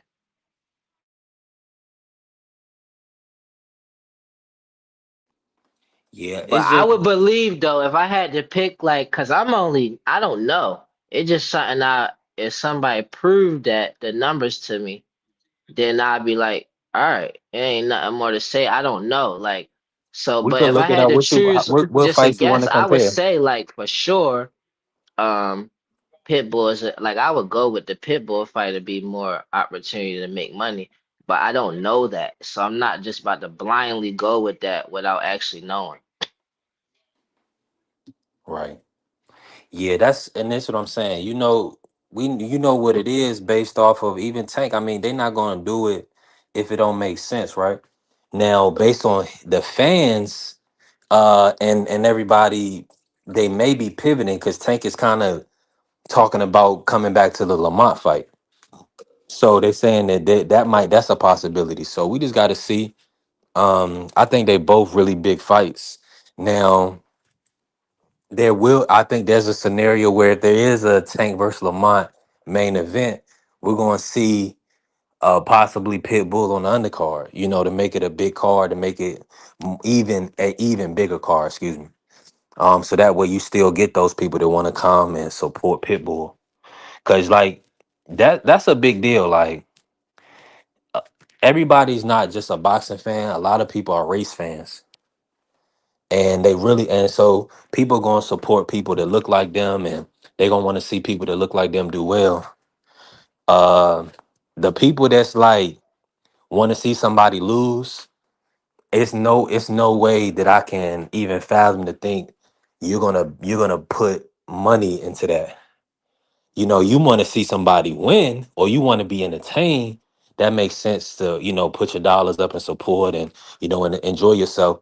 But if you got hatred within you, or you envious, and you don't want to see somebody succeed in life, if your fighter is not fighting them, it's no way in the world you're gonna spend your pay-per-view dollars. It's no way in the world you're gonna do it, in my opinion. I could I be wrong. I agree with that. I'm looking at it like when every time somebody saying like the stuff you saying with people, it's not always in the case of race though. Most of the time when somebody talking bad about Tank or trying to say like they don't even watch, like trying to convince people not to watch him versus Jake Paul and stuff like that, it to me it'd be like that's most of the time that's somebody that's black. And I might just not be seeing everything, but that's Now, my I see what you're experience. saying. Like most of the time, Hmm. that's who be saying all like trying to mess up his pockets, trying to make him to somebody who is like you don't even like him as a person, so don't even watch him and all that stuff. They did the same thing with Mike Tyson too. hey, They but don't did they the do the same same? thing Don't with they do the Malcolm same X, thing? peace and blessings. They did the same thing. We could go down the list. But don't they do the same thing with Devin Haney? Don't they do the same thing with Shakur? I Because the feel black, like when it ho- comes, ho- I'm not. I thought that was a question. now, Apollo, give me 1 second. I'll make a quick statement, and I'll let you kick it back to you. So, like, the black fan base is fragmented, and I'm gonna tell you why it's fragmented. Because of you content creators. That's one reason why it's fragmented. Because we got when Devin Haney fights, we got Tank fans who are praying for his downfall. Those are the facts, brother, and vice versa. When Tank fight, we got Devin Haney fans praying for Tank's downfall. And same thing goes with your court. We have a fragmented fan base. When the Mexicans fight, they all get on board. They all on the same. They all on the same bus. You know what I'm saying? It is what they'll even adopt people who ain't even Mexican into their community. Like Hold from on, hold on. Oh, you got to give an example as that, coach, because I was about to say they definitely born in Mexico is separate from being Mexican American. They let yeah, us know that you're a right lot. about that. Yeah, you're right about that. But even with you take Fundora's a freaking Cuban, but he's trying to pander to the Mexican fan base. You know what I mean? He brings up nothing about his Cuban nationality. He's always trying to talk about he's Mexican. Nah, man, you a Cuban, bro. I know he's a Cuban. 100% he's a Cuban. Facts. Those are facts. But he want that fan base because Cubans don't have a big fan base. 1,000%. That's why Tio don't like going out as Honduran. He tried to be from Spain and a whole bunch of other places. So I'm with you. So, Coach, would it come to the you was that a question or is it rhetorical? I I can't cook hear on you. it, Doc. Cook. Coach So, on mute. Cook. so he said, well, like I want to cook first. I want to speak on Cuban versus Mexican. I feel like it do be a lot more honorable, and it's just as big as black versus Mexican or something like that. Cuban versus Mexican, like between them, it be more honorable when they facing each other. Like people coming and supporting, and it ain't really about hatred. It'd be more about promoting the fight. Like when you comparing Shakur and Devin and Tank, it's like I agree when it kind of like, oh, Tank fans hating on this, Shakur fans hating on that, Devin fans hating on that. I just look at it a slight difference when it comes to like where is that all stemming from? Like all of that's coming from like I feel like the envy towards Tank, and that's what's starting wanting that and having a like I just don't like mostly I feel like most of the time Devin fans is the one saying like starting those things, and then people can't handle it, so then they just fight fire with fire.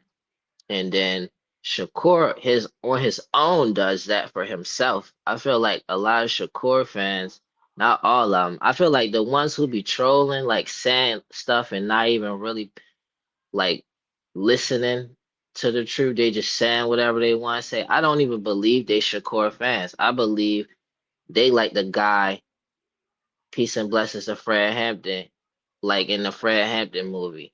Like they not a fan of none of these fighters. They just there so they could start the issues between them. Like they act like they a Shakur fan or Devin fan or Tank fan, but they really not. Like they here for the BS.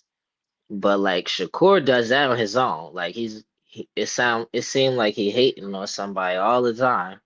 And then like Devin fan base is like Shakur, how he do on his solo. And then Tank is just like reckless, like F it. I'm just gonna go hard. Like he feel like if somebody confront him, he just gonna go hard on them. So like that's why I feel like the real is about that whole situation. And then Devin also don't help himself because like he writing somebody off to give himself more credibility. Tank, he just been like not real classy when these situations come up. He just going like how Tupac spit at the camera, peace and blessings. That's how Tank carrying it. Devin, he trying to say something about like somebody accolades or their age to make himself like, why you not giving me that respect? There he old or he ain't do nothing. And then Shakur just be saying anything at any time, and it's like sometimes it don't even be true for sure, and it's be publicly exposed that it's not true. Yeah, I think, like you said, you did a lot of things you did say were true, but it's like I said, Tank does a lot of stuff too. All these guys be jigging at each other on the internet.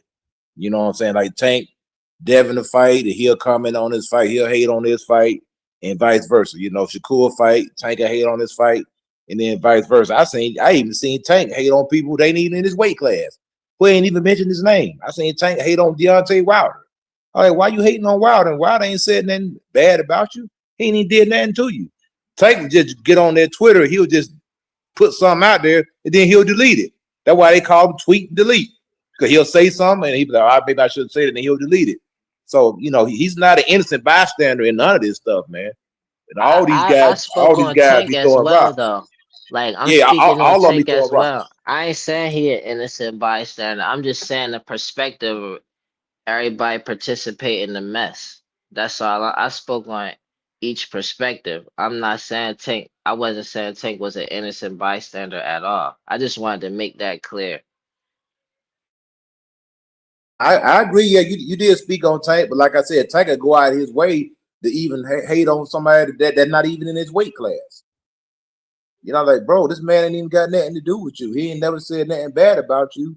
So why you offering All this right, so let me crazy speak stuff? on that because that's like the main focus about the speaking on everybody is like going out of their way. I feel like that's where it stemmed from. I said when he confronted with that, then he just go hard and it don't look classy at all. Like this whole court case situation, everybody went out of their way to go hard on him, and when women do it. And then they bigging Jake Paul up the whole time. He could be low key like not even really doing like he could be low key pimping. People go out of their way to just say whatever and not even know what's going on. Then they try to force people who do like and support Tank to agree with him. Like that's going out of your way. So that's why. when people think that everybody defending Tank, it ain't even always about defending, yo. Like I could admit some stuff he do is definitely not classy, but I'm also paying attention to people going out of their way, straight up lying, and then when the truth comes to the light, then everybody disappeared. Like all the people who try to cancel him, depending on how this play out, they deserve to be canceled. You trying to take food off that man plate and to take care of his kids and stuff just because of what? Just because you wanted to do that and you don't even know what you're talking about. Like I don't respect that from adults.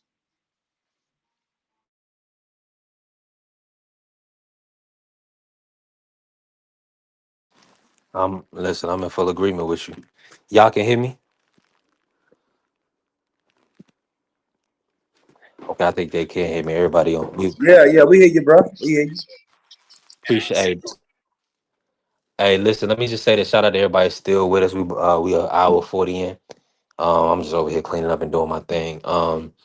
So let me ask you this, Ja. If you had it your way, who would Tank come back and fight? What do you think is the best fight for him to come back off of a year layoff or a year I out don't the know way? about that's a great question. I don't know about the best fight, and I got at least two different perspectives if I had it my way though, but I can't say that would be the best decision or fight for him to make because it's a lot of stuff that go um into that. Like what's the best decision for you? You gotta thinking about money and time and blah, blah all that. I don't even know all that much. Like I would have to be him to say that. But if I had my way, one perspective is like all the fights that y'all be like getting pissed off for not making. Like I wouldn't be taking none of them fights. I'd be fighting some like I have him fight Abdullah real quick. Like I like Abdullah a lot, but everybody know that Tank my favorite fighter. I have him go ahead, get young boy before you get too much. Get him out of here. I feel like that'd be a tougher matchup than Frank, but that was good. Get Frank up out of here. I like that. So the Yeah, kid, you want the kid Austin?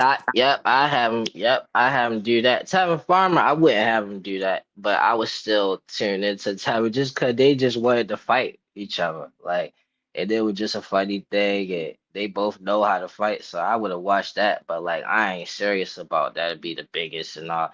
Just take name any fight could be the biggest because there's gonna be a whole bunch of other stuff going on just because he fighting. But like Yeah. also on the other side, if I had it my way, I would have him come back and but he going on a layoff, like oh, like but because this fight, regardless if he on a layoff or not, make me nervous. Like I don't know who will win this fight. I'm going for Tank though, where I have him come back straight fight Shakur. That'll that'll drop the mic on everybody. Boom. Like come back straight up fight Shakur right off the layoff and stop him. That'd be Man, listen, love. And Tank I'd ain't be coming back, definitely man. lit. It'd be exciting. Cause I don't know what's gonna happen. I don't know what the game plan's gonna be. I don't know how it's gonna play out. You know what I'm saying?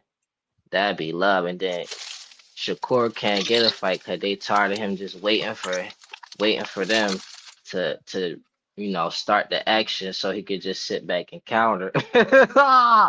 That's why he probably don't like his peers and stuff.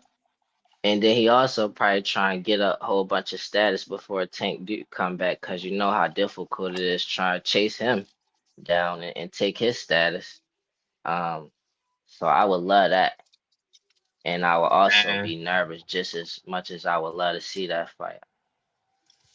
man, listen, man. Tank ain't coming back. I don't even want to hear about Tank no more.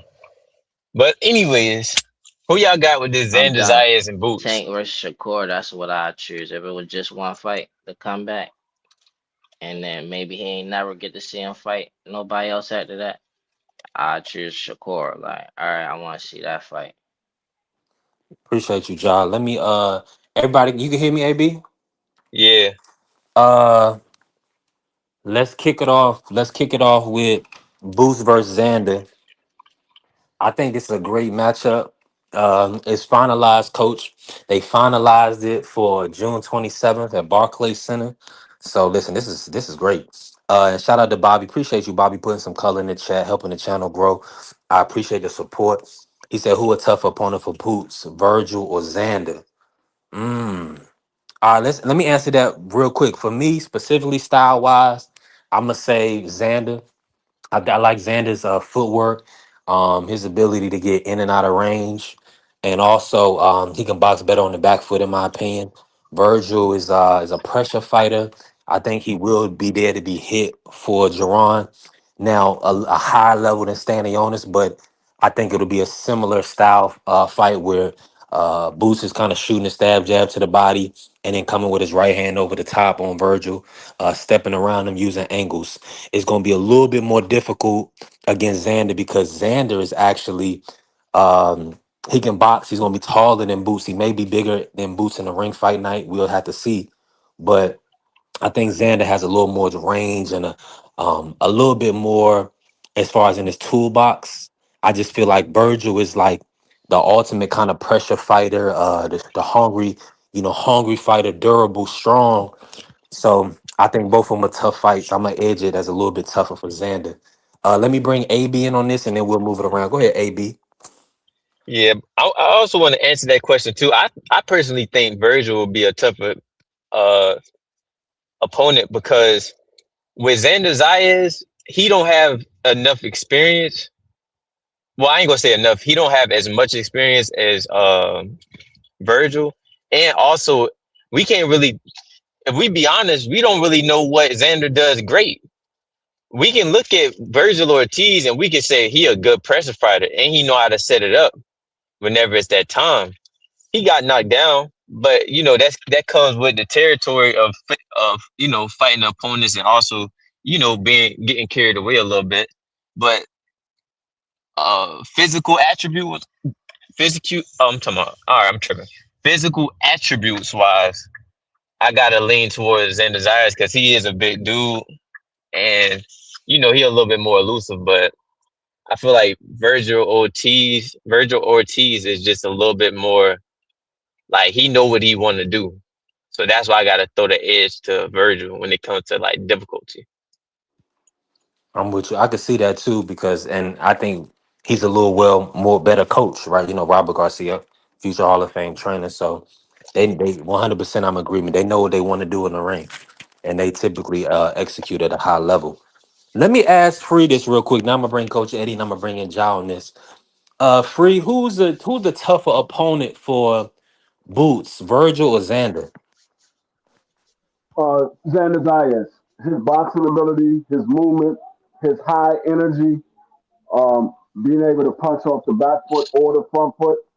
Um, Virgil is a come forward fighter. Virgil is a better version of Stanionis. He doesn't do anything particularly well. I mean, he doesn't do anything particularly great. He just comes forward. Doesn't really have head movement. Doesn't really have good defense like that. He just comes forward. Xander Zayas, he's not going to stand in front of Jerron Boots in it. Like I said a couple, I think it was last week I said it. If you go back and watch Xander Zayas fight, Xander Zayas don't throw more than three punches at one time, unless his opponent is about to get knocked out. That's when you'll see Xander Zayas put together a four, maybe five punch combination. The most throw at one time is three punches, and then he's on the move. So I think with that constant movement, Xander Zayas, he jumping at times, and you never know what Xander Zayas is going to do at times in that fight. I think that will frustrate Boots more than a guy like Virgil Ortiz, where you know he's going to come forward. Joao Bucenis, he can showboat with Virgil Ortiz because Virgil Ortiz is going to come straight at him. He's not going to give him angles. He's not going to do anything like that. He's going to come straight at him. Virgil can't fight on the back foot. Virgil can't fight on the back foot. So no, I think Xander Zayas is a much tougher opponent than Virgil. Now Virgil might be stronger as far as the punching power. He might be stronger, but given the attack, no, Xander Zayas is a tougher opponent. But you want me to Mm. say you something though? Go ahead. Xander Zayas be having moments where he don't know what he want to do. Virgil Ortiz, I ain't never seen him like have a moment to where he trying to contemplate what he trying to do.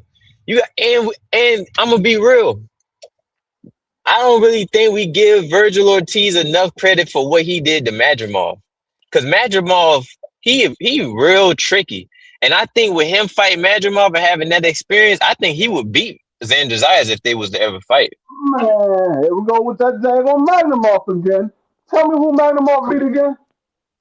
I didn't see. This is Sabanov. what I'm saying. I didn't No, say he Magnum. fought any. People get I didn't say, no. bro. I Listen, would say I'm not you say saying Magnum. because if you, No, this is no. the I thing. hear what you're Hold on, saying. hold on, y'all. I hear Hold what on. you. We can't Because talk you at the just same cut me time. I off. hear Let what him you're cook. saying. Free. Go ahead, Free. Go. Let him finish. Go ahead, AB, and then Free gonna respond. Go ahead, AB. I didn't, for one, I didn't say that he was a great fighter. I didn't say his resume is all that. I ain't say none of that. All I'm saying is just that experience with his style, the way he moved, and how sturdy his build is. That's a tough person to catch, and he was running down on him the whole time. Now, Yeah. when people bring up, oh, who did he fight? I agree with you, but if we being fair, everybody brings up Karen when it comes to Boots and his mistakes and the stuff that he do wrong in the ring. Karen ain't fight nobody besides Boots. If we being fair, right? I didn't bring up no car. I'm not saying you. I'm just saying that's what the people do. But I But don't yeah, care he just about. performed great against Boots, so he got a lot of acclaim. I I'm with don't. you, AB. I don't care about the exactly. people. I'm talking about what you think, what I think. I don't care what everybody else say because I ain't got the argument that everybody else got. I'm looking at So what what was I your see point of in the bringing that ring. up then? Fact. Everybody talk about Magnumov like Magnumov is a great fighter. Magnumov got his name from losing to Bud Crawford. He got his name Who from said losing to he's a Bud. great fighter? All I said was No, his I'm style is saying. difficult to deal with. That's like I any. hear That's what you ever heard of a journeyman? It's I hear certain what you're saying. journeymen that are just difficult. Okay, And okay. So and for example, you said, we have you said, Emmanuel Augustus, right? Emmanuel Augustus is a journeyman. He was difficult as hell for Floyd Mayweather to fight, and he was difficult for a lot of people to fight, right? But he Yeah. didn't do In nothing that practice. was spectacular. But he's a great journeyman. He's a great opponent. That's why they have such thing called opponents. Cook on that, okay. Free. Now, I was going to say, if you go look at the fight that Xander Zayas fought to become a champion, he was a much better opponent than Manimov was. And if Xander Zayas can deal with that, Virgil ain't got nothing for him. Virgil know how tough Xander Zayas is. That's why Virgil didn't want to take that fight. He decided to take Manimov over Xander Zayas. He gave Xander Zayas an hour to sign the contract. Xander Zayas signed it in 10 minutes. Virgil said, I'm going to go fight Magnum instead.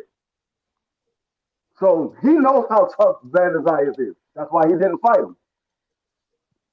Man, listen, I get what you're saying, but that like your point, I don't really know where you're going with your point because I don't know. I Let don't me know. let me jump in. Let me jump in right I'm here, going to AB. your point. You say Go he ahead, thinks Free. he'll beat Xander Zayas. I'm telling you he won't. That's why he didn't fight him. That don't Yeah. that don't got nothing to do with that. You got Virgil beating Xander, AB. Yeah, I'm not Okay. saying that. Listen, Mm-hmm. if it was a if it was a a 5 out of 5 fights, right? If they had to fight 5 times, I think Virgil will win 3 out of the 5 times. That's not to say So Xander Zayas don't have no way of winning. I'm just saying that's just who I see will win. Mm-hmm. why didn't he fight him then? Let me let me bring in Coach on this real quick, and then I'm gonna bring in Ja. Coach, who do you have in that as a tougher fight for Boots, Xander or Virgil? And then go ahead and see who wins, Virgil versus Xander. Man, I don't think neither one of them got nothing for the Boots, man. Mm. I think Virgil will get knocked out sooner than Xander because Virgil gonna run into the shots. You know what I mean? So I think the Xander fight goes longer. Because Xander, at least he gonna be smart enough to move. Virgil gonna be trying to come in the front door and he gonna get his chest kicked in. You know what I You mean? Yeah. think so? You Yeah, think Xander Zayas is gonna be moving around against Boots? Yes, absolutely. that's I how He he don't gonna be on think fights. that. so. I don't He think gonna he's gonna no, but approach the fight you like gotta that. look at Xander. That's his whole style. Xander's a boxer, man. He's not like a come forward type of guy.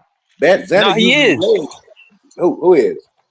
Nah, he is. But you want me to tell you something about Xander though? He's a You talking thinker. about Virgil or Xander? Xander, he's a thinker, and he likes to come up with a great game plan. I don't think he's gonna do what everybody is gonna expect him to do. I think he's gonna try to go at Booth because he's not gonna win trying to outbox Booth. Well, that's going to open him up for more counters right there because Booth's got good defense. He's a good counter puncher. He sits in the pocket well. Like I say, Xander, he's in trouble, man. I mean, but shout out to him for taking the fight. You know, hats off to him. He's young enough. The fight ain't gonna, the loss ain't gonna affect your career. You'll be able to bounce back. But that fight doesn't go. I think that fight will end between round 6 and 8. I think that fight will be over with. I agree. Mm. I probably say like 10. Let me bring in my brother Job, man. Ja, you here? You still in here with me? Think. Shout out to my brother Yeah, I'm Remo, still man. here. I brought this shirt for my brother Remo months back, man. Shout out to who that right there, Ja? Oh, that's Tank. Remo made that custom. Yeah, he made this. I tried This to link with Remo a hmm while ago. He don't Remo know got me them though. skills. I'm like, yo, let's do some hmm fashion together. He seemed Yeah. like he know about fashion. I just got my own brand. I just love it. That's hmm fire. Yeah, this Should have shirt is hard. started I had off to with get that. this. You already know. I done had it for a minute now. I had it shoot. I done probably had it for about a year now, or maybe longer. But yeah, shout out to my brother Remo. Make sure y'all follow Let's Talk Fashion, Richie Threads. Uh, Ja, talk about that fight between Boots. Who do you think is a tougher matchup based on how you see it? Do you feel like Xander is the tougher matchup or Virgil? What Coach said was on the money when it kind of Virgil like you ain't going to do boots like you was doing with Lubin, y'all. I don't know what he going to do though. But like Virgil, he got his own. So I'm not writing Virgil off. I'm not writing Xander off either. I just think Boots gonna win. I believe he could dominate them, but I don't know that. They not neither one of them are stupid. And Boots ain't fight as high quality competition as neither one of them, in my opinion.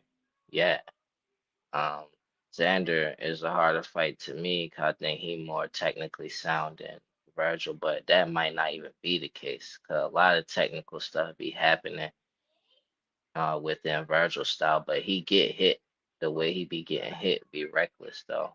But and then I can't I say Xander also the tougher fight because like he got that X factor. Like we don't know what's going to happen with Xander. Like like how Free was saying like the time of the youngins or whatever. Like Xander got that edge for real. That's why I believe he really taking a fight is because of that. Like he could we could see something happening. He could create an upset. And I feel like if Xander and Virgil was to fight, Xander messing around school Virgil because Xander is a natural 154, maybe even higher than that. He been at 154. I don't know why they keep playing with Joe. Like you ain't gonna be able to get these shots. I mean these titles at 154 like you can in other weight classes. Like everybody can fight up there, and you got people that's just on another level. That's all. hmm Hey, shout out to Duffy Scruffy. And salute to you, bro. Appreciate you pulling up. Hey, shout out to TD, man. TD Sports Talk in here. Let's go. Man, appreciate the love. Make sure y'all follow TD Sports Talk. TD from the Bronx. That's our guy. A real supporter, member of the channel. Shout out to TD. Appreciate you, TD. Let me say this, and shout out to Duffy Scruffy. He said he got a wild boxing take if Adrian Broner comes back healthy. He wins a belt at 140 or 147. You must be from Ohio, maybe Cincinnati, but shout out to you, Scruffy. Appreciate you, bro. God bless you. And I pray that Adrian comes back and gets some good money. Well, I just pray that he's healthy and able to provide for himself and his family and live a long, prosperous life. Outside of that, I'm good on AB boxing, respectfully, after that Blair performance. Yeah, once Blair knocked AB tooth out, I was done. I didn't want to see it, you know. But and he had a great team behind him. He put together a good training camp from all intents and purposes, and you know he just went in there and he was outboxed by Blair. But you know, hopefully I could see. Do y'all anybody on here think AB can win a title at 140 or 147? Is there a champion y'all see AB can beat right now? Do y'all feel like AB can beat Lewis Crocker right now or Rolly? No way for me. I would not like to see AB do anything. Right. Like what? No, man. Somebody get AB some help. He get himself some help. He could still be thugged out all you want, but like AB might s- drink before the fight. Ain't no telling what AB gonna do. I'm Mm. trying to see that. I Keep think Keith using Thurman can beat AB. AB. Just give him some Yeah. money and just help him. Nah, you Yeah. get AB some money, man. He gonna go buy some birds, man. He gonna wind up in the can, man. Don't give him that like that. Not in that way. Not Yo, you like want to give see what I like still here, want to let's see? go some money. CD Like, said I stop AB you know what right I'm now. saying? Yo, I want to see Mayweather and AB fight, bro. I wanted that too, just but honestly, it was really just for AB to get paid. I'm the Yeah, I'm bro. I'm the type of guy I'm not in all that color. I'm in the character, but at the end of the day, I do want to see people get paid and do well. So I mean, I don't want to see AB down bad. I want him to get his money and be able to move on from the sport of boxing, kind of like Tank was trying to do, and hopefully Tank will still be able to do that. You know, get his money and move on. Now Tank has extended his career, and he said himself that he understood with that draw with Lamont, he's extended his career. So, I just feel like some of the fights for Tank is out of the question now because of the weight difference and the size difference. But he still has uh, big fight opportunities. Like you already know the names we named: Shakur, Pitbull, and Mr. Gary. Those are the guys I could see him fighting right now, right off the top of my head. And then after that, you know, I don't know the exhibition route or whatever, but he'll be able to do that until he don't want to do it no more. Because at the end of the day, man, people gonna support the legends. People gonna support those that are entertaining and fan friendly, and that's what it go down. That's what it boiled down to. Now, AB wanted to put this to the panel. He wanted to put the Xander versus Boots, who wins that fight, to the panel. Let's start with D Free. Free, who you had winning that Xander Boots on June 27th? I got Boots. I root for Xander because, of course, the Puerto Rican background. But Boots, he's a little too experienced for Xander Zayas. He has a lot more in his arsenal than Xander does. But I wouldn't be so shocked if Xander Zayas happens to edge out a decision because if Xander Zayas can give Boots some problem with his movement and he can land shots and be able to outpoint Jerome Bucenas, I wouldn't be shocked, but I would just favor Jerome Bucenas because of his experience, his athleticism, his power. I just think he's gonna, and his quickness. I just think he's gonna be a little bit too much for Xander Zayas right now in Xander's career. And this is the perfect time for Boots to fight Xander. If he let Xander continue on getting fights under his belt, Xander's only 23. You keep letting him get fights under his belt, he's going to have the same problem that Canelo Alvarez had with David Benavidez. He's going to get too good, and you ain't going to want to fight him.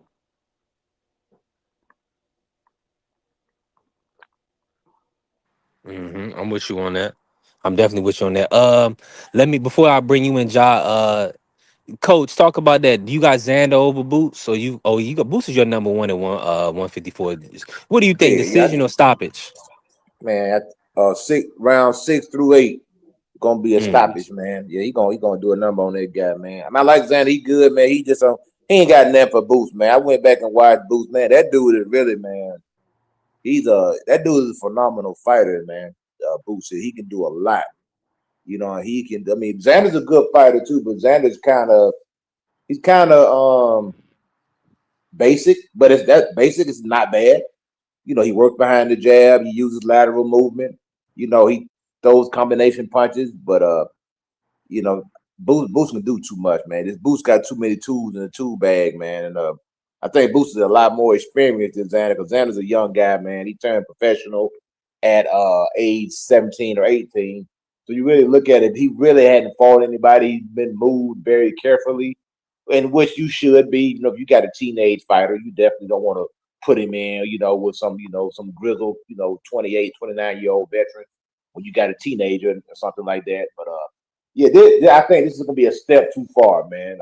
But shout out to him for taking the fight. We need them belts, so I appreciate the belts. But yeah, he gonna get whooped, man. And shout out to my good brother TD. He said one of his guys has Xander getting stopped in six. Adamant about it. Now, I mean, the only other scenario I can see is Xander, just really just boxing, keeping his distance, in order to not get stopped. Now, of course, Xander has a heart of a champion. I'm sure he's not gonna go out in that fashion as far as what Karen did, but that very well may be how it has to be. Just box him, not get hit with any big shots. Use your jab and hey man, let the chips fall where they fall. But under no circumstance should he get into a firefight with Boots. That don't make no sense. I wouldn't do that. Ja, what's your thoughts on the Xander versus Boots matchup and who wins it?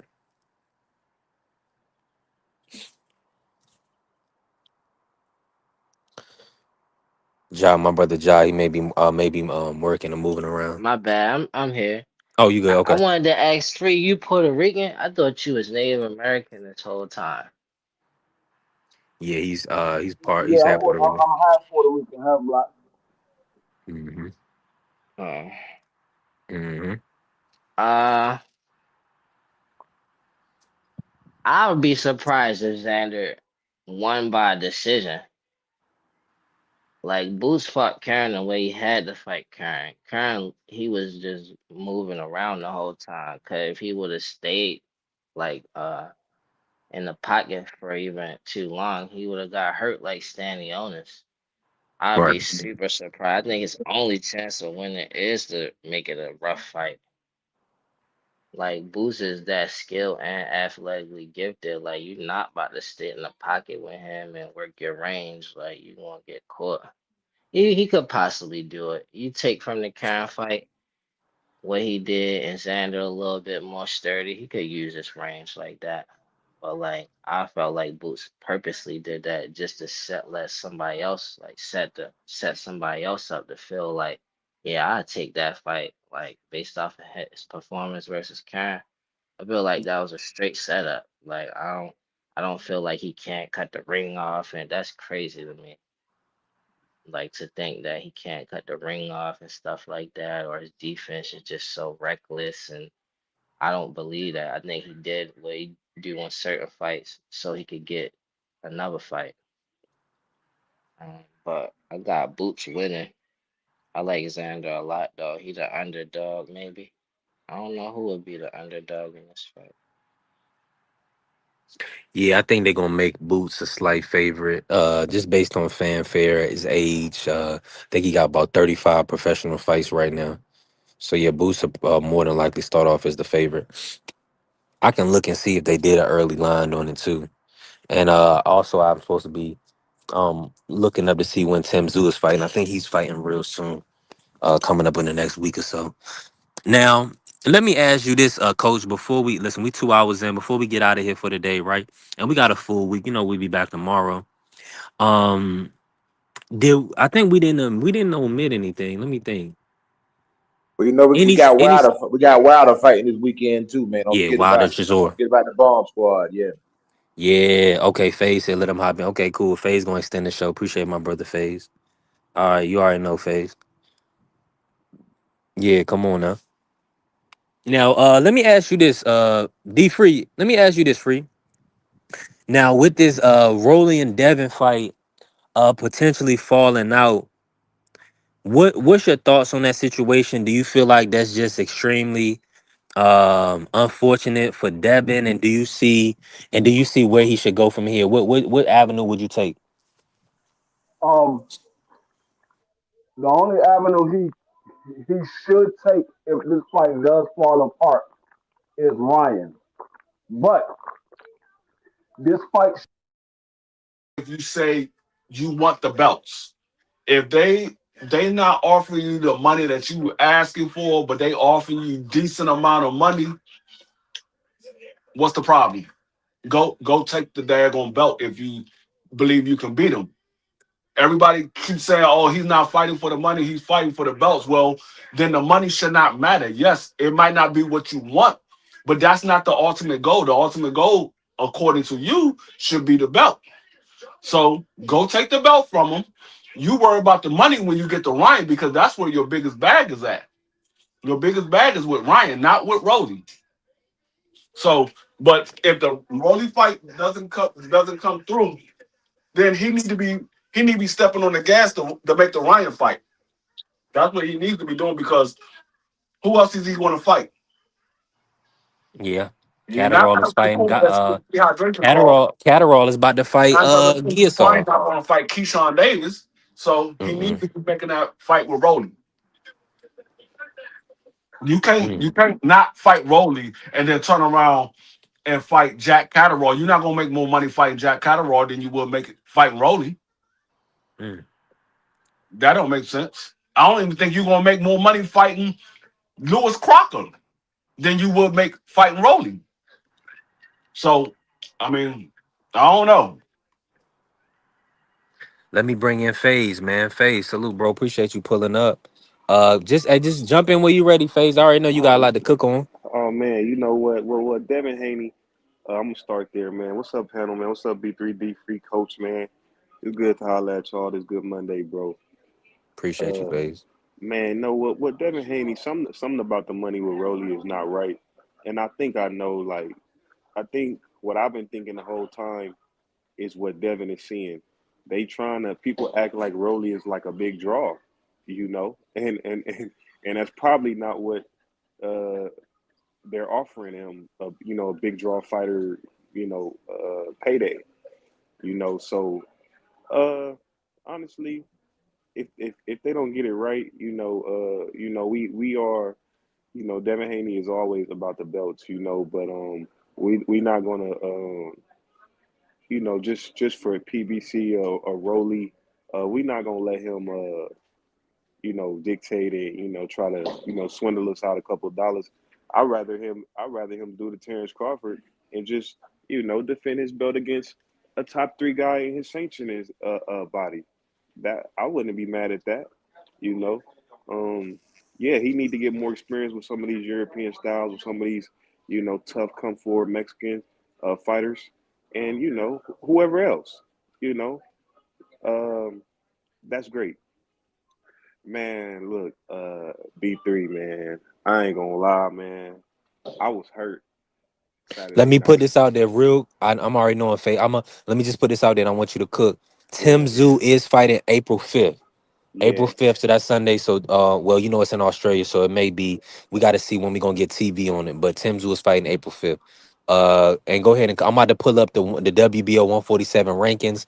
But in my yeah, opinion, if they can't get Keyshawn Davis, I feel like Turkey should go ahead and make Devin Haney versus Tiger Johnson. yeah. Go ahead. It's fine. Yeah, I Yeah. like that fight. Yeah, that's fine. That's Hmm. fine. That's all I'm saying. I mean, Rolly. Listen, Rolly. We knocked off the best guy at 147 when we got there. Rolly's a decent fighter, and it's still got time, to develop a fight with Rolly. He just trying to, ride that Ryan win to the sunset. Hey, it's pretty more fades out there for Devin. But yeah, Tiger Johnson, that's beautiful. One of the things I was so mad about, man, was Keith Thurman. Like, you know, he didn't had a good game plan at all, man. He just kind of floated around the ring right at that man's jab. As that man extended his arms just to, keep the distance, his face was about 4 or 5 inches away from that lead hand of Fundora. It was like, damn, but I was kind of annoyed. I kind of get annoyed by Fundora because it's like, well, let me just say this first. He put a great performance. He stopped Keith Thurman in 6 rounds. He made a statement. You know, the Towering Inferno. He made a statement. I would say that you would have to put him as the number one guy at 154. You know, respectfully. You know, Charlo came around and said what he said.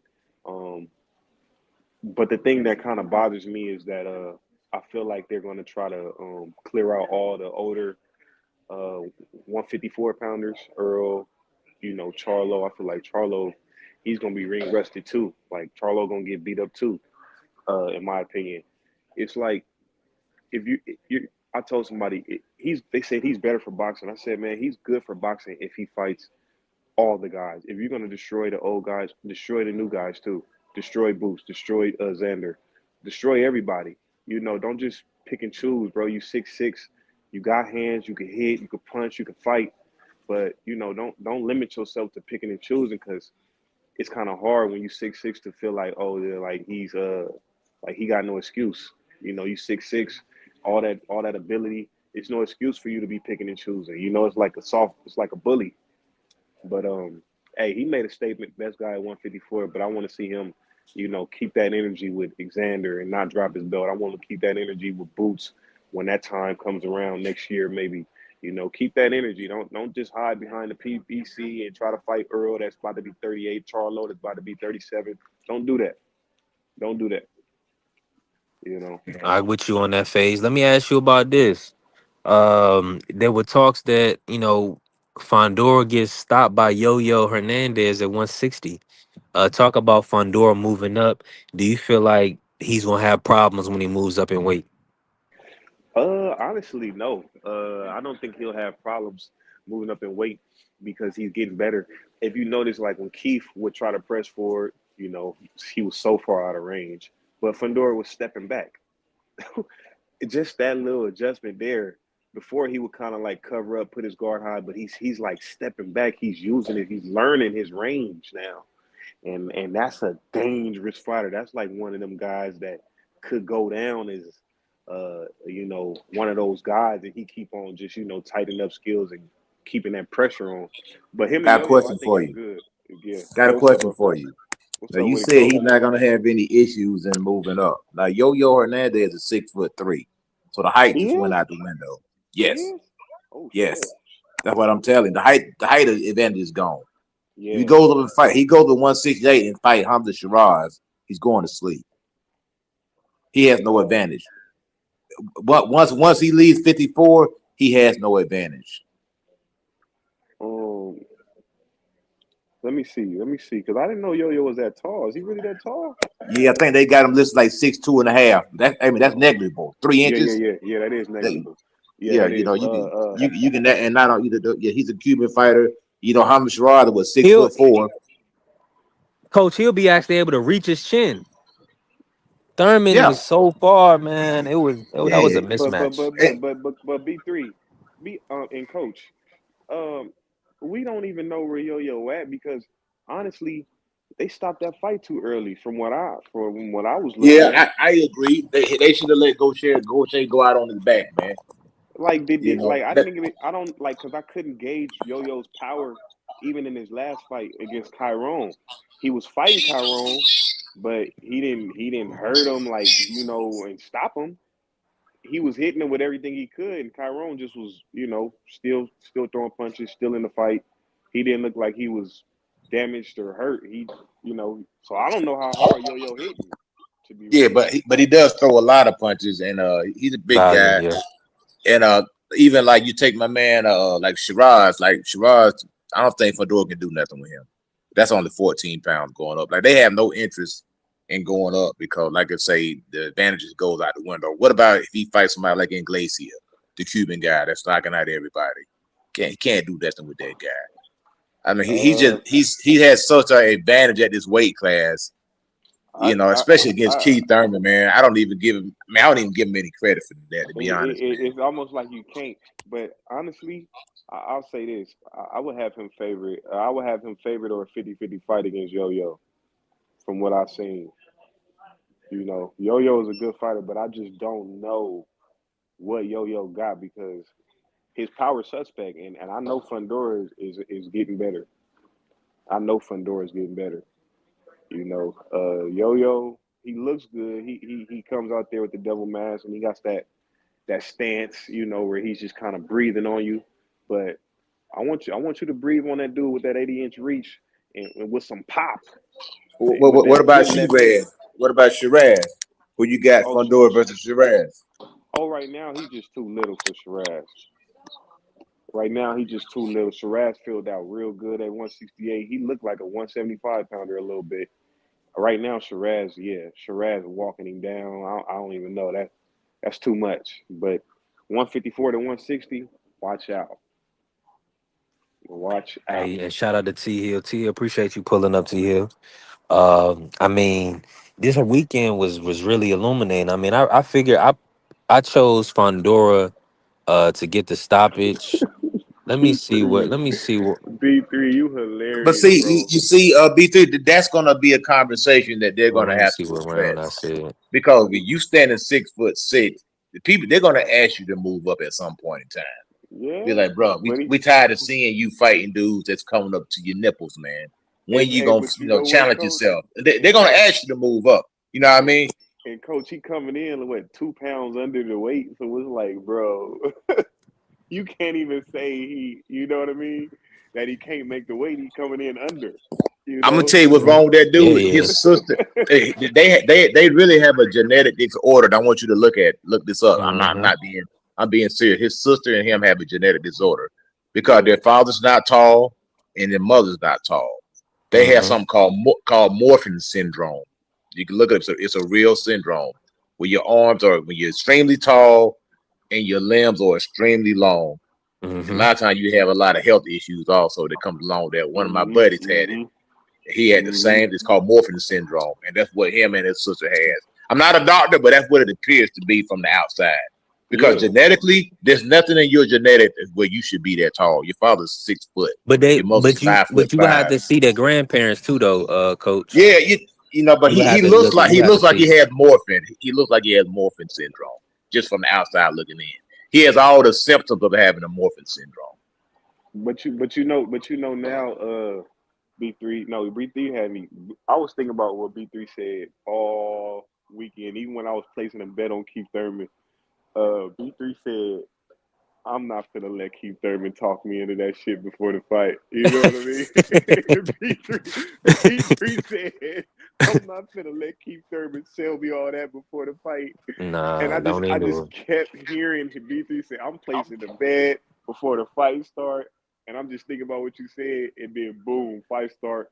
Fedora hit Keith with a left hand. I said, oh my God, Right. this is not gonna be nice.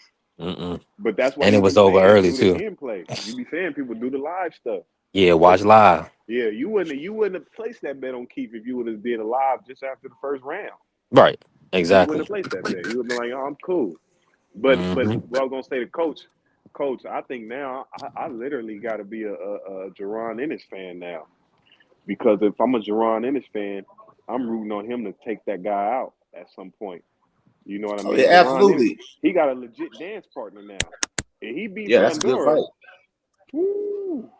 Well, the only problem that I have with Fundora is that the blatant. Like when I listen to the post press conference, I listen to words. Words mean a lot of things. I listen to what people say. This man Yeah. basically said he don't care about the belts. His own promoter said we don't really care about unifying with the other Yeah, champions. yeah, We yeah. PBC fighters. We gonna stay over here.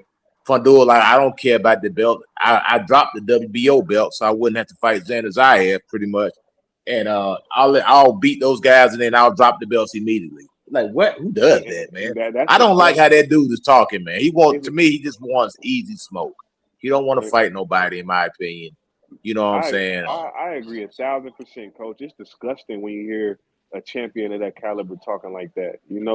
That's what irritates me about it. Like, okay, you made a statement, but don't oh, we just doing the PVC thing. I heard his promoter say that.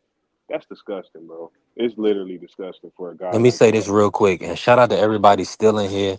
Make sure y'all tap the like button and hit the follow, help the channel grow. like my brother AC, a supporter of the channel. Appreciate you, AC, putting some more color in the chat. We definitely need that. Coach, he said, Coach, you want him to move up, beat him. So yeah, they got to knock him. They got to get him out the weight class. Coach, is there anybody at 154 that can get Fundora out of the weight Yes, class? that's the thing. He ain't gonna fight him. That's the problem. This Yeah, man said he's yeah, not gonna fight them guys. He's yeah. not gonna fight the Xanders. He's not gonna fight the Boots Ennis. He ain't gonna fight the Virgil Ortiz. He gonna He's fight gonna fight Jamero and Errol. Jamel. exactly. He can fight. He gonna fight all the old. And shout out to him. Hey, do what you gotta do. I know business is business, but No, he's no, not that going. ain't Hey, cool, coach. no, I it's heard not you. cool. I disagree with it 100%. I said, why wouldn't you unify? So you gonna sit over there, and he's already said this too. But that Sebastian Fundora said, I don't care about the other sanctioning bodies.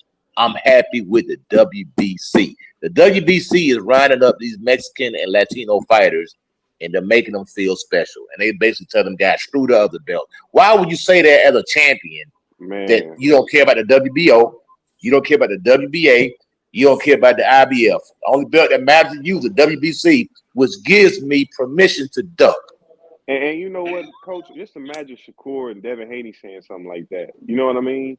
Like people would kill those guys for letting something like that come out their mouth, bro. Like that's terrible. You know, as a champion, and you know, I'm really not gonna like if they do that to Earl Spence because I'm a Bud Carver fan, but I didn't like to see Earl Spence like that. You know what I mean? So if y'all lining up Earl Spence with this guy, I know what's gonna happen, but you know, I mean, guys are saying, well, then Earl Spence needs to retire. Charlo needs to retire. And I'm like, man, you know, I would like that. So then you wouldn't have no choice. You know, you wouldn't have no choice. But as long as they got these I legends, think Charlo. I yeah, think Charlo beats Fundora, man. I'm still not sold on this guy, man. I mean, I'm yeah, not. yeah, coach. I just think Charlo don't got the. I mean, you know, we seen Charlo have fits with Tony Harris. His boxing ability is questionable, bro. And he been out the ring. I don't even know if he can make 154. I got Fundora beating Charlo bad. Like I ain't gonna lie, he getting older, 36. I got Fundora beating him, and they want to make it look like a good fight, but it's not. I don't think so. That's what I don't. they trying to fool the public, man, Yeah, and they trying to that's what fool I the don't. public with that. That's what I'm saying.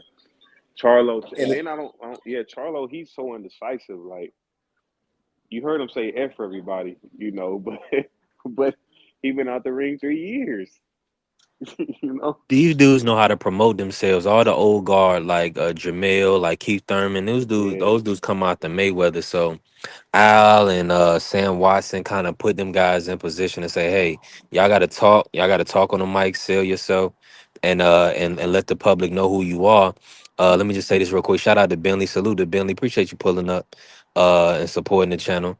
Now, let me just say this: we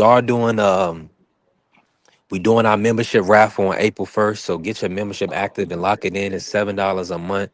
I appreciate the support. I'm gonna do a $50 cash app to one of our members.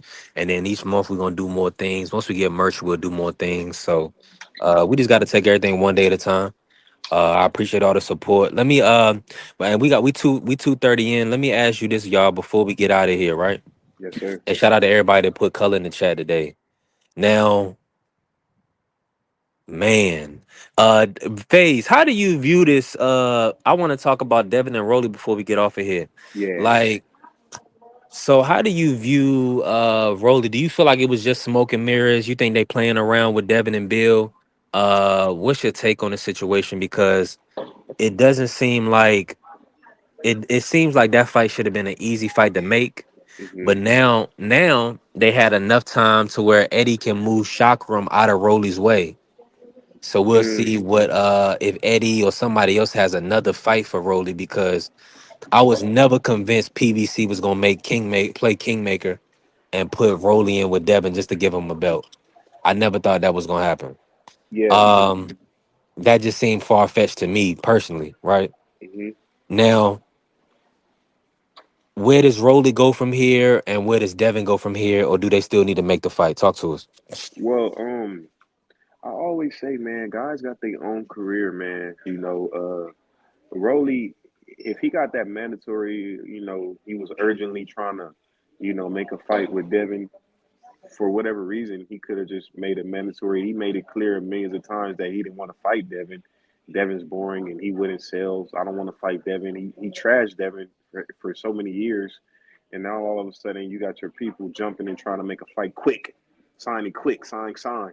And it's like Devin said he was cool with what the offer was, but clearly um, the numbers was, maybe smoke and mirrors, and that's something that, you know, they can't get over. I think that Rolly is trying to make the fight, and I think Devin is trying to make the fight, but something about the numbers in the business side was smoke and mirrors, and that's probably why Bill and Devin's team is not taking that fight.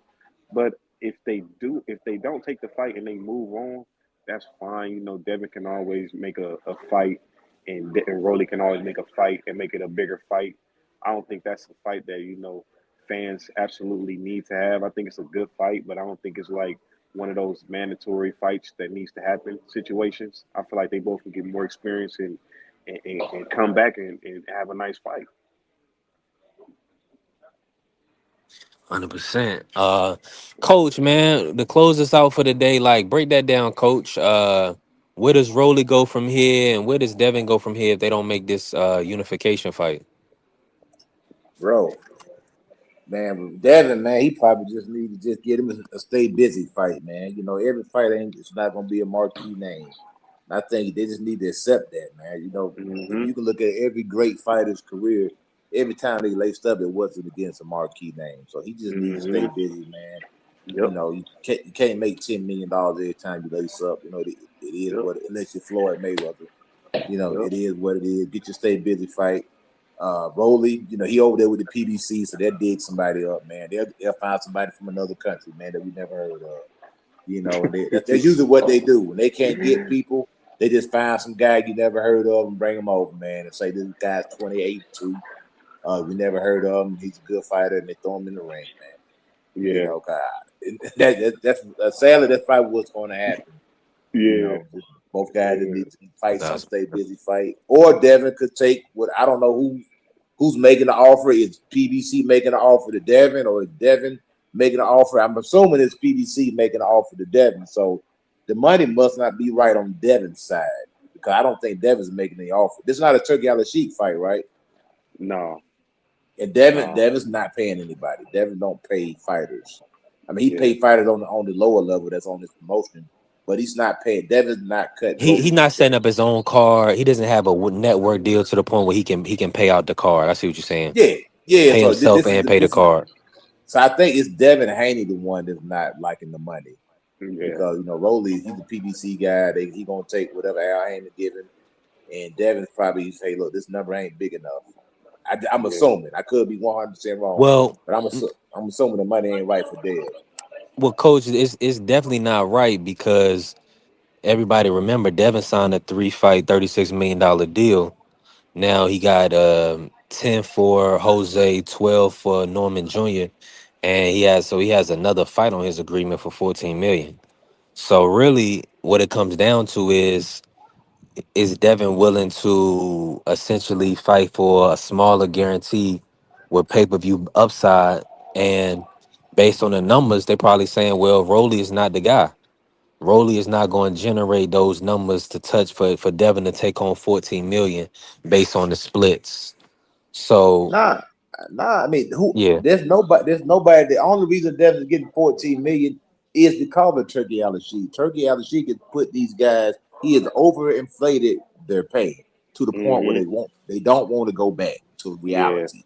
The Yeah. reality is that Devin Haney is a $3 to $5 million fighter. That's the Hmm. reality. He's not a $20 million fighter. He now hadn't Yeah. sold let it. me just say this, Coach. I'm gonna say Yeah. this because the reports are that Ryan versus Devin did anywhere from 500 to 800,000 pay-per-views. Nah, that's wrong. Now, It's three. It was 300.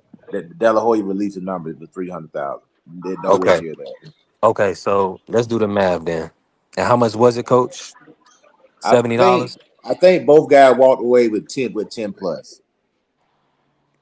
Okay, I so we think it got was 300,000. 79, Well, something like that. Yeah, yeah, yeah, so let's say $79 pay-per-view right there. Yeah, so that's $23.7 million right there. Yeah, so both guys Now, walked away with 10. You got to remember, Ryan Garcia got a bigger percentage than Devin. I think it was like, plus the gate revenue. yeah, So, but let me say this, right? I see what you're saying, Coach. yeah. But you Uh, got to remember, you don't the fighter don't get all the pay per view. You don't get all that.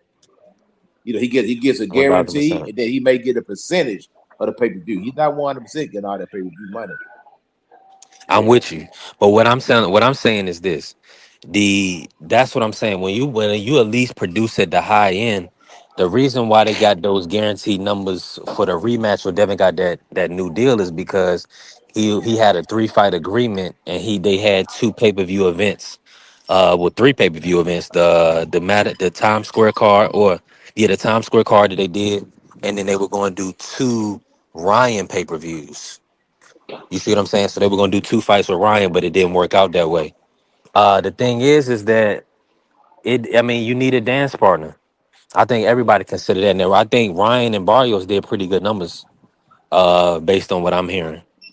They did pretty good, but that's also a partner. Mario Barrios has been around for years, and they did a co-promotion with between Golden Boy and TGB and PBC. So it just made sense. Now,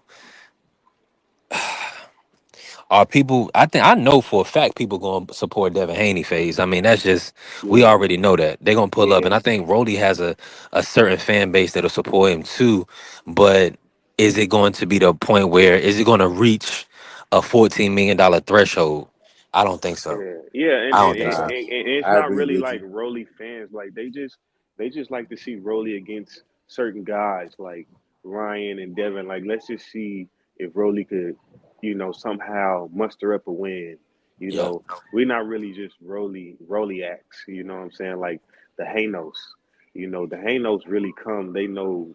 We gonna see a plus fighter get in the ring and destroy guys, potentially stop them. But Rolly, you don't know what you're gonna get. yeah. Yeah, I think that fight probably does 75,000, 50 to 75,000 pay per view. They put it on pay per view. Coach, I probably say like 150, man. Now With I'm with gonna tell Devin and you, I'm gonna Rolly, tell you why I say that because David Benavidez, they put him on pay per view. He didn't even do over 100,000. Yeah, yeah, him but and they do that. Morrell. I think PBC does great though with the I promotion and think it was stuff. like they did. It was under $100,000 when he 100,000 pay per view when he fought. David fought with David versus David was under 100,000. Andrade versus David was like 55,000 or something like that. Mm, The pay per views, they man, people just not doing it, man. It's like gas is high, right, everything is sky high, man. Ain't nobody selling out on $75, man. right. You know Yeah, what I mean? It is what when you can stream it. You know what I mean? It is what it is. That's the reality And of you the now that's what I'm situation. saying. People not spending $80, coach, on somebody they don't like. That's what I was trying to no, say earlier. no. Now they'll find that money if it's somebody that they like and they want to see do well. I seen it all the time. I know for a fact I done bought pay-per-views for because I wanted to see Tank do well, Devin do Yep, well, things of that nature. yep, yep. So I know people will do that. Now But you'll spending do it, 80, but will 100,000 people do it? That's the thing. You would do it, but you got to find I feel but 900. You got to find 99,000 more to do it too. You, right you know, They you know gotta what I mean? win. now. But see, that's the thing. I feel like Devin has that amount of people that will tune into his event now, especially if it's his first fight on PBC pay-per-view. But it has to be the That fight undercard does too. under Like 100,000. That fight does under 100,000, it, man. it I'm it has to telling you, be the bro. under. I can give it like 150, but it has to be the undercard too. Like I Mhm. spent $80 on Tank, but David Benavidez was on that card. So I was getting David Benavidez and Tank. You remember that when he fought? I forgot who they fought. I think he fought Frank Martin. David Benavidez was on And that yeah, card. Benavidez was on the undercard and he fought Bosdick. Yeah, Yeah. that was nice right there. Yeah. And that's So why originally they were yeah, talking about doing Tank Pitbull with Devin and Rolly on the card. Yeah, because So this weekend's pay per view right here, I guarantee you that thing went quadruple wood. That thing probably did 15,000 pay per views. I'm didn't nobody buy that, brother. I'm yeah. I'm telling you, sorry, man. I couldn't. I love the sport, but that was not the fight that was worth that. mm-mm, No, yo nah. yo, nothing. Yeah, Yeah, and the card Well, was the really fact it the wasn't a good fight the card, man. It wasn't heavyweight a good card, bro. It wasn't a good call. We gave two Mm, early stoppages. Then yeah. we seen Keith Thurman get the life beat out of him. So And it wasn't a good pay-per-view card. How did I bet Mendoza do? it was Mendoza he lost. entertaining. It was He lost. entertaining, but I he seen he lost got in the end. UD. I picked him to lose by UD. Yeah, Yeah, I he mean it was a competitive matchup. It wasn't like he got blowed out. It was competitive, but he did lose. Mm, But I bet that fight probably did under 20,000. coach. mm, You remember Mendoza broke the other guy's nose with a headbutt early in the fight, and the that's guy crazy. still outboxed Mendoza, and I kind of thought Mendoza had a shot. But Yeah, let me ask he y'all this. he didn't capitalize on it. He should have capitalized on that injury, man. He didn't, man. I'm sure he broke his nose, for sure. But let me ask y'all this, man. Because I'm a fan of these older fighters, man. What y'all think Keith Thurman should do? I think he should. If he can't get an older fighter like a Jamel or Errol Spence, um, go ahead and hang him up. I mean, I agree. yeah, go ahead and Yeah, hang him up now. or fight Tim Or Zoo. Fight Tim Zoo to win. If Tim Zoo wins, make that fight. Both guys got losses, man. Against but Fundora. I'm saying it gotta lead into something though. I don't feel like they just fight for no reason. So if they do it, Coach, I understand. I will more so want to see Keith. That's what I'm saying. He fought. I was excited for this fight based off the potential of one of these guys fighting Jermell, fighting Errol Spence. So if Keith is going to fight Tim Tszyu, if he wins, I just want him to be in a position where he could fight maybe even a Laura. Well, you know what I'm saying? Or you know what I'm saying? I mean, you know what it is. We seen what happened to Danny, but Now, we just I think Laura start. I think he knocked Keith out, man. he probably does. But that's what I'm saying. So would you want him to go ahead and retire, Coach? That's a good fight though. Keith No, Thurman is because good the against man guys his the size. man still got to make a living, man. So Yeah. that's how he makes his money. He still got to make a living. I think the good fight would be. Well, I know Errol was wanting to fight Tim Tszyu. I don't know if Errol's coming back, but if Errol doesn't come back, you go ahead and you make the Keith Tim Tszyu fight because that fight was supposed to be made, Hmm. and then somebody got Yeah. injured. So I think that's a fight where he can pick up some dollars. So right now, Keith, he's out of championship contention. You can forget about him being a champion again. He's just trying to True. pick up some payday, trying to pad that retirement fund. So I Yeah. think he should fight as much as he can. He probably won't get the money that he wants, but as long as he can get six figures, I say you keep fighting, man. As long as the fight makes sense. And usually I wouldn't say something like this, but you know, I know Earl Spence is the big fish, but you know, I just hope that they don't make that fight with him and Fundora. I hope Earl just, kind of, fight Xander, fight Josh Kelly. You know what I mean? Don't fight Fundora. That I think that will end his career. He might not be the same person after a fight with Terrence Crawford and then Fundora. I'm not pushing for that at all. Nah, because it's getting to the point right now with Fundora, I'm rooting for this guy to lose Me too. because of what he's doing. In the way they talking, Yeah, the the way way they they talking, really talking like they really doing something. like they really Like ducking, duck like talk. yeah, like you really doing something. I'm like, nah, I'm ready for this dude to lose because it getting to the point where it's almost like you a bully, But but you're let's trying talk to put on this false persona of persona. being this really nice guy, but you're a bully.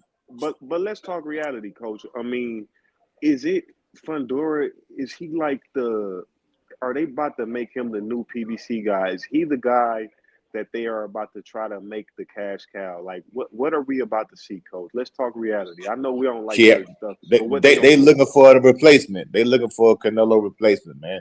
And they So willing to that's what that throw is. all them older black fighters in there to go in and get their name on the resume. But it's up to them guys to beat Fundora because Yeah, Fundora's beatable. He's not unbeatable. Let's remember that. he The dude is. does get touched. I He seen him get does. touched several times. So he's definitely it's a winnable fight. But can you got to be able to pull the trigger? With Not against Keith not Thurman against just none of couldn't them pull the trigger. PBC. Not against none of them PB. Only person is Charlo, but I still got Fundora 60-40 against Charlo. Still got him 60-40 against Charlo. But he does have a chance. He does have a He does chance, that though. shit. He I think does. He does. Charlo has a great chance of beating him. Yeah, he does. if he gets his mind right. If he gets with the right trainer, whoever, but with Warren Guzman. Because one thing about Fundora, see, Keith did what he's supposed to do. He made him miss. He just couldn't make him pay. He was too far out of And range.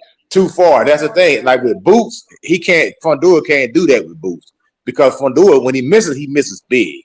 And if he Hmm. misses big like that against somebody like Boots, Boots gonna clean him up, man. And You then you can't know you what else can't, I you like? can't miss that big against Boots. I love that southpaw stance Boots can use against him. You know what I mean?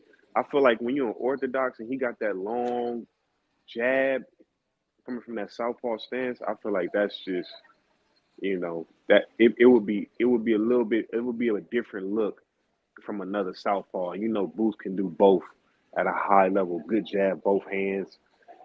So I'm definitely that's why I said I'm definitely a Boots fan. That just like that overnight. I turned to a Boost fan because I want to see a guy take out the Undertaker. So yeah, he's the Undertaker right now. So yeah, I want him to take him out, man. When not on that, he's a blatant duck too. He does it with no shame. He doesn't even hide it. He don't even hide the fact that Yeah, he's yeah, ducking. hi. He's a smiling duck. He throw them glasses on. He ducks with no shame. He smiles and he said, "Yeah." He don't care, man. Yeah, He's he's cause he's annoying. He's protected. annoying. You know what I'm saying? Yeah, yeah, Yeah, he's yeah, protected. His business is not personal. And yeah. Tim Zoo is moving 160 pounds. So he's gonna be fighting for Oh, the WBO International. oh, Denzel Bensley is fighting Injury Saavedra. They fighting on the Chisora Deontay Wilder card, and that's gonna be for the interim WBO. So whoever wins that fight will more likely be elevated if the WBO strips Janabek. And and, he's and still listed as the champion right now, but they may strip him soon. and this is my thing, B3. If Boots Ennis, Devin Haney, Shakur Stevenson, Tank, Terrence Crawford, if any of them got on the podium and was saying some of the stuff that Fundora has been saying and that his team has been saying, we will be calling them the biggest ducks of all time, bro. But Hmm. Fundora is doing it, and then you got people that like are fans of the PBC and Charlo, and they just like, oh, that's business, that's okay, that's what they're gonna do. And it's Hmm. like, let that been Terrence Crawford, let that been Boots, let that been Shakur. They would have been the biggest ducks. Nobody would have respect for them. I'm with you 1,000%. But that's what I'm saying. You already know what it is, Phase. Yeah, I mean, at the yeah, end of the yeah, day, yeah, yeah, um, when you great, they gonna hate. yeah. You know what I'm saying? When you great, they definitely gonna hate. Uh, Hold on, let me bring on Crush the Legend. We about to close out the show, but let me bring on Crush the Legend. Crush the Legend, appreciate you pulling up on me, Crush. Hey, I know you're about to close out. This is one of the best times, man. I can help you close this bitch out. FaZe, what's up, bro? What's up with it, Whoa. bro? Luther Coach, what's going on with y'all? Crush, you know what this B3SBN, we don't do no cursing, Crush. Oh, I forgot Salute, that. I salute, never Crush. will slide Yeah. up. That's the only one, B3. I owe you Appreciate you. 25 cents times two. Appreciate you. Appreciate you. Oh, so we all at now? Y'all been talking about the Well, let me ask you this. I want to ask you this. We was talking a little Buzana, but really the Devin and Rolly fight falling out. It's looking like there was some money issues. Pretty much probably Devin wasn't going to be able to, then maybe the back end or whatever wasn't going to be able to get him the locked in pay that he had, so he may just sit out and wait. Talk about us missing out on that fight, Crush, and what do you want to see then if we don't get Devin and Rolly? What should these guys be focused at? All right. Well, first I want to answer what would I rather see. Of course, we wanted to see the big payback fight with Dev going against Ryan, but okay, it is what it is. Now that this Rolly situation happened, all I got to say is this: I really have no horse in the race, but okay, enough with the Debo stuff. This is the guy that don't turn down any smoke. So of course, when you don't really now it's a money thing. How much do you expect to get paid, bro? Your Stockton dropped some. What are we talking about here? So to come up with a money issue, that's a pure duck to me, man. Listen, I'm gonna call it straight up and down. No special effects. I have nothing against Devin Haney. I ain't even got nothing against his Haney clan. They just, They are who they are. They live in delusion a little bit, delusion land. But Hanos, Hanos. yeah, the Haniacs, the Hanos, the Hano kleptos, all those names. They live in a delusional state of mind right now, and this don't look good for Devin Haney. In my honest opinion, is this the guy supposed to be the guy? It don't look good. Meaning that, yeah, put some respect on Rolly name. We want more pay for us to lay on our booty bag and our pass. Hey, high Nah, risk, that's low reward. They appreciate saying you. high Nah, risk, give me more money. well, yeah, they just want to get probably paid their market value. That come with business. Hey, listen, this was a beautiful, phenomenal show. We had a lot of color in the chat. My brother Juan pulled up, crushed the legend phase. Coach Eddie Free. Appreciate everybody that joined the panel. Marky was here earlier. Ja was here earlier, man, helping the channel grow. I appreciate all the support. And listen, we're gonna be back tomorrow. I, We I definitely gonna be back tomorrow to cook again. I put something in Uh, your private chat, B3, real quick. I just wanted you, we got the Hanos Clan merch. Freaking Flyer made it, so if you look on that link, that Amazon link, so everybody on the panel could get Hanos Clan T-shirts. You know how we do it. Hey, and with you saying that, phase, listen, I treat one of my favorite, Haney maniacs to one of them Hano shirts because I just mess with y'all like that. And I got one I'm going to call up on the phone. It'll make them happy. Smiling from ocean to ocean. There we go. There we go. Hey, pull it up, B3. Pull it up, B3. If you ain't on your way out, man. On your way out, man. I got you. I got you. I'll pull it up and see see what's going on. I got a Tank shirt today, so I need to get a Devin shirt. Um, yeah, yeah. That's what it is. We got to support each other, man. Whether it's jokes or in real life. You know what I'm saying? I want to see other people do well, and I want people around me that's not haters and can separate. What's real, and what's real is, man, we need to make money out here, and we need to provide for our families. We need to be comfortable. So at the end of the day, you got to support one another. So I'm with you. I'll definitely check it out. Outside of that, go ahead, Crush. AB3, I got something for you over there for TikTok, bro. I think you should have a theme song when you come on. And the song is about this That'd be hard. old hip hop group called Super Lover C and Casanova Rug. Cause you got the ladies over there. You got to play the song Super Casanova.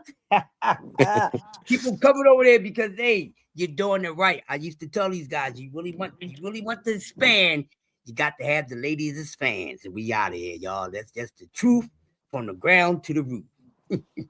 Appreciate my brother Crush. You already know we definitely working. We almost at 7,000 on TikTok. So we just gonna build this thing one day at a time. Hey, listen, I appreciate all the love and support. Everybody in the chat, everybody put color in the chat. Shout out to Bobby coming through. Shout out to Kale. Also shout out to AC.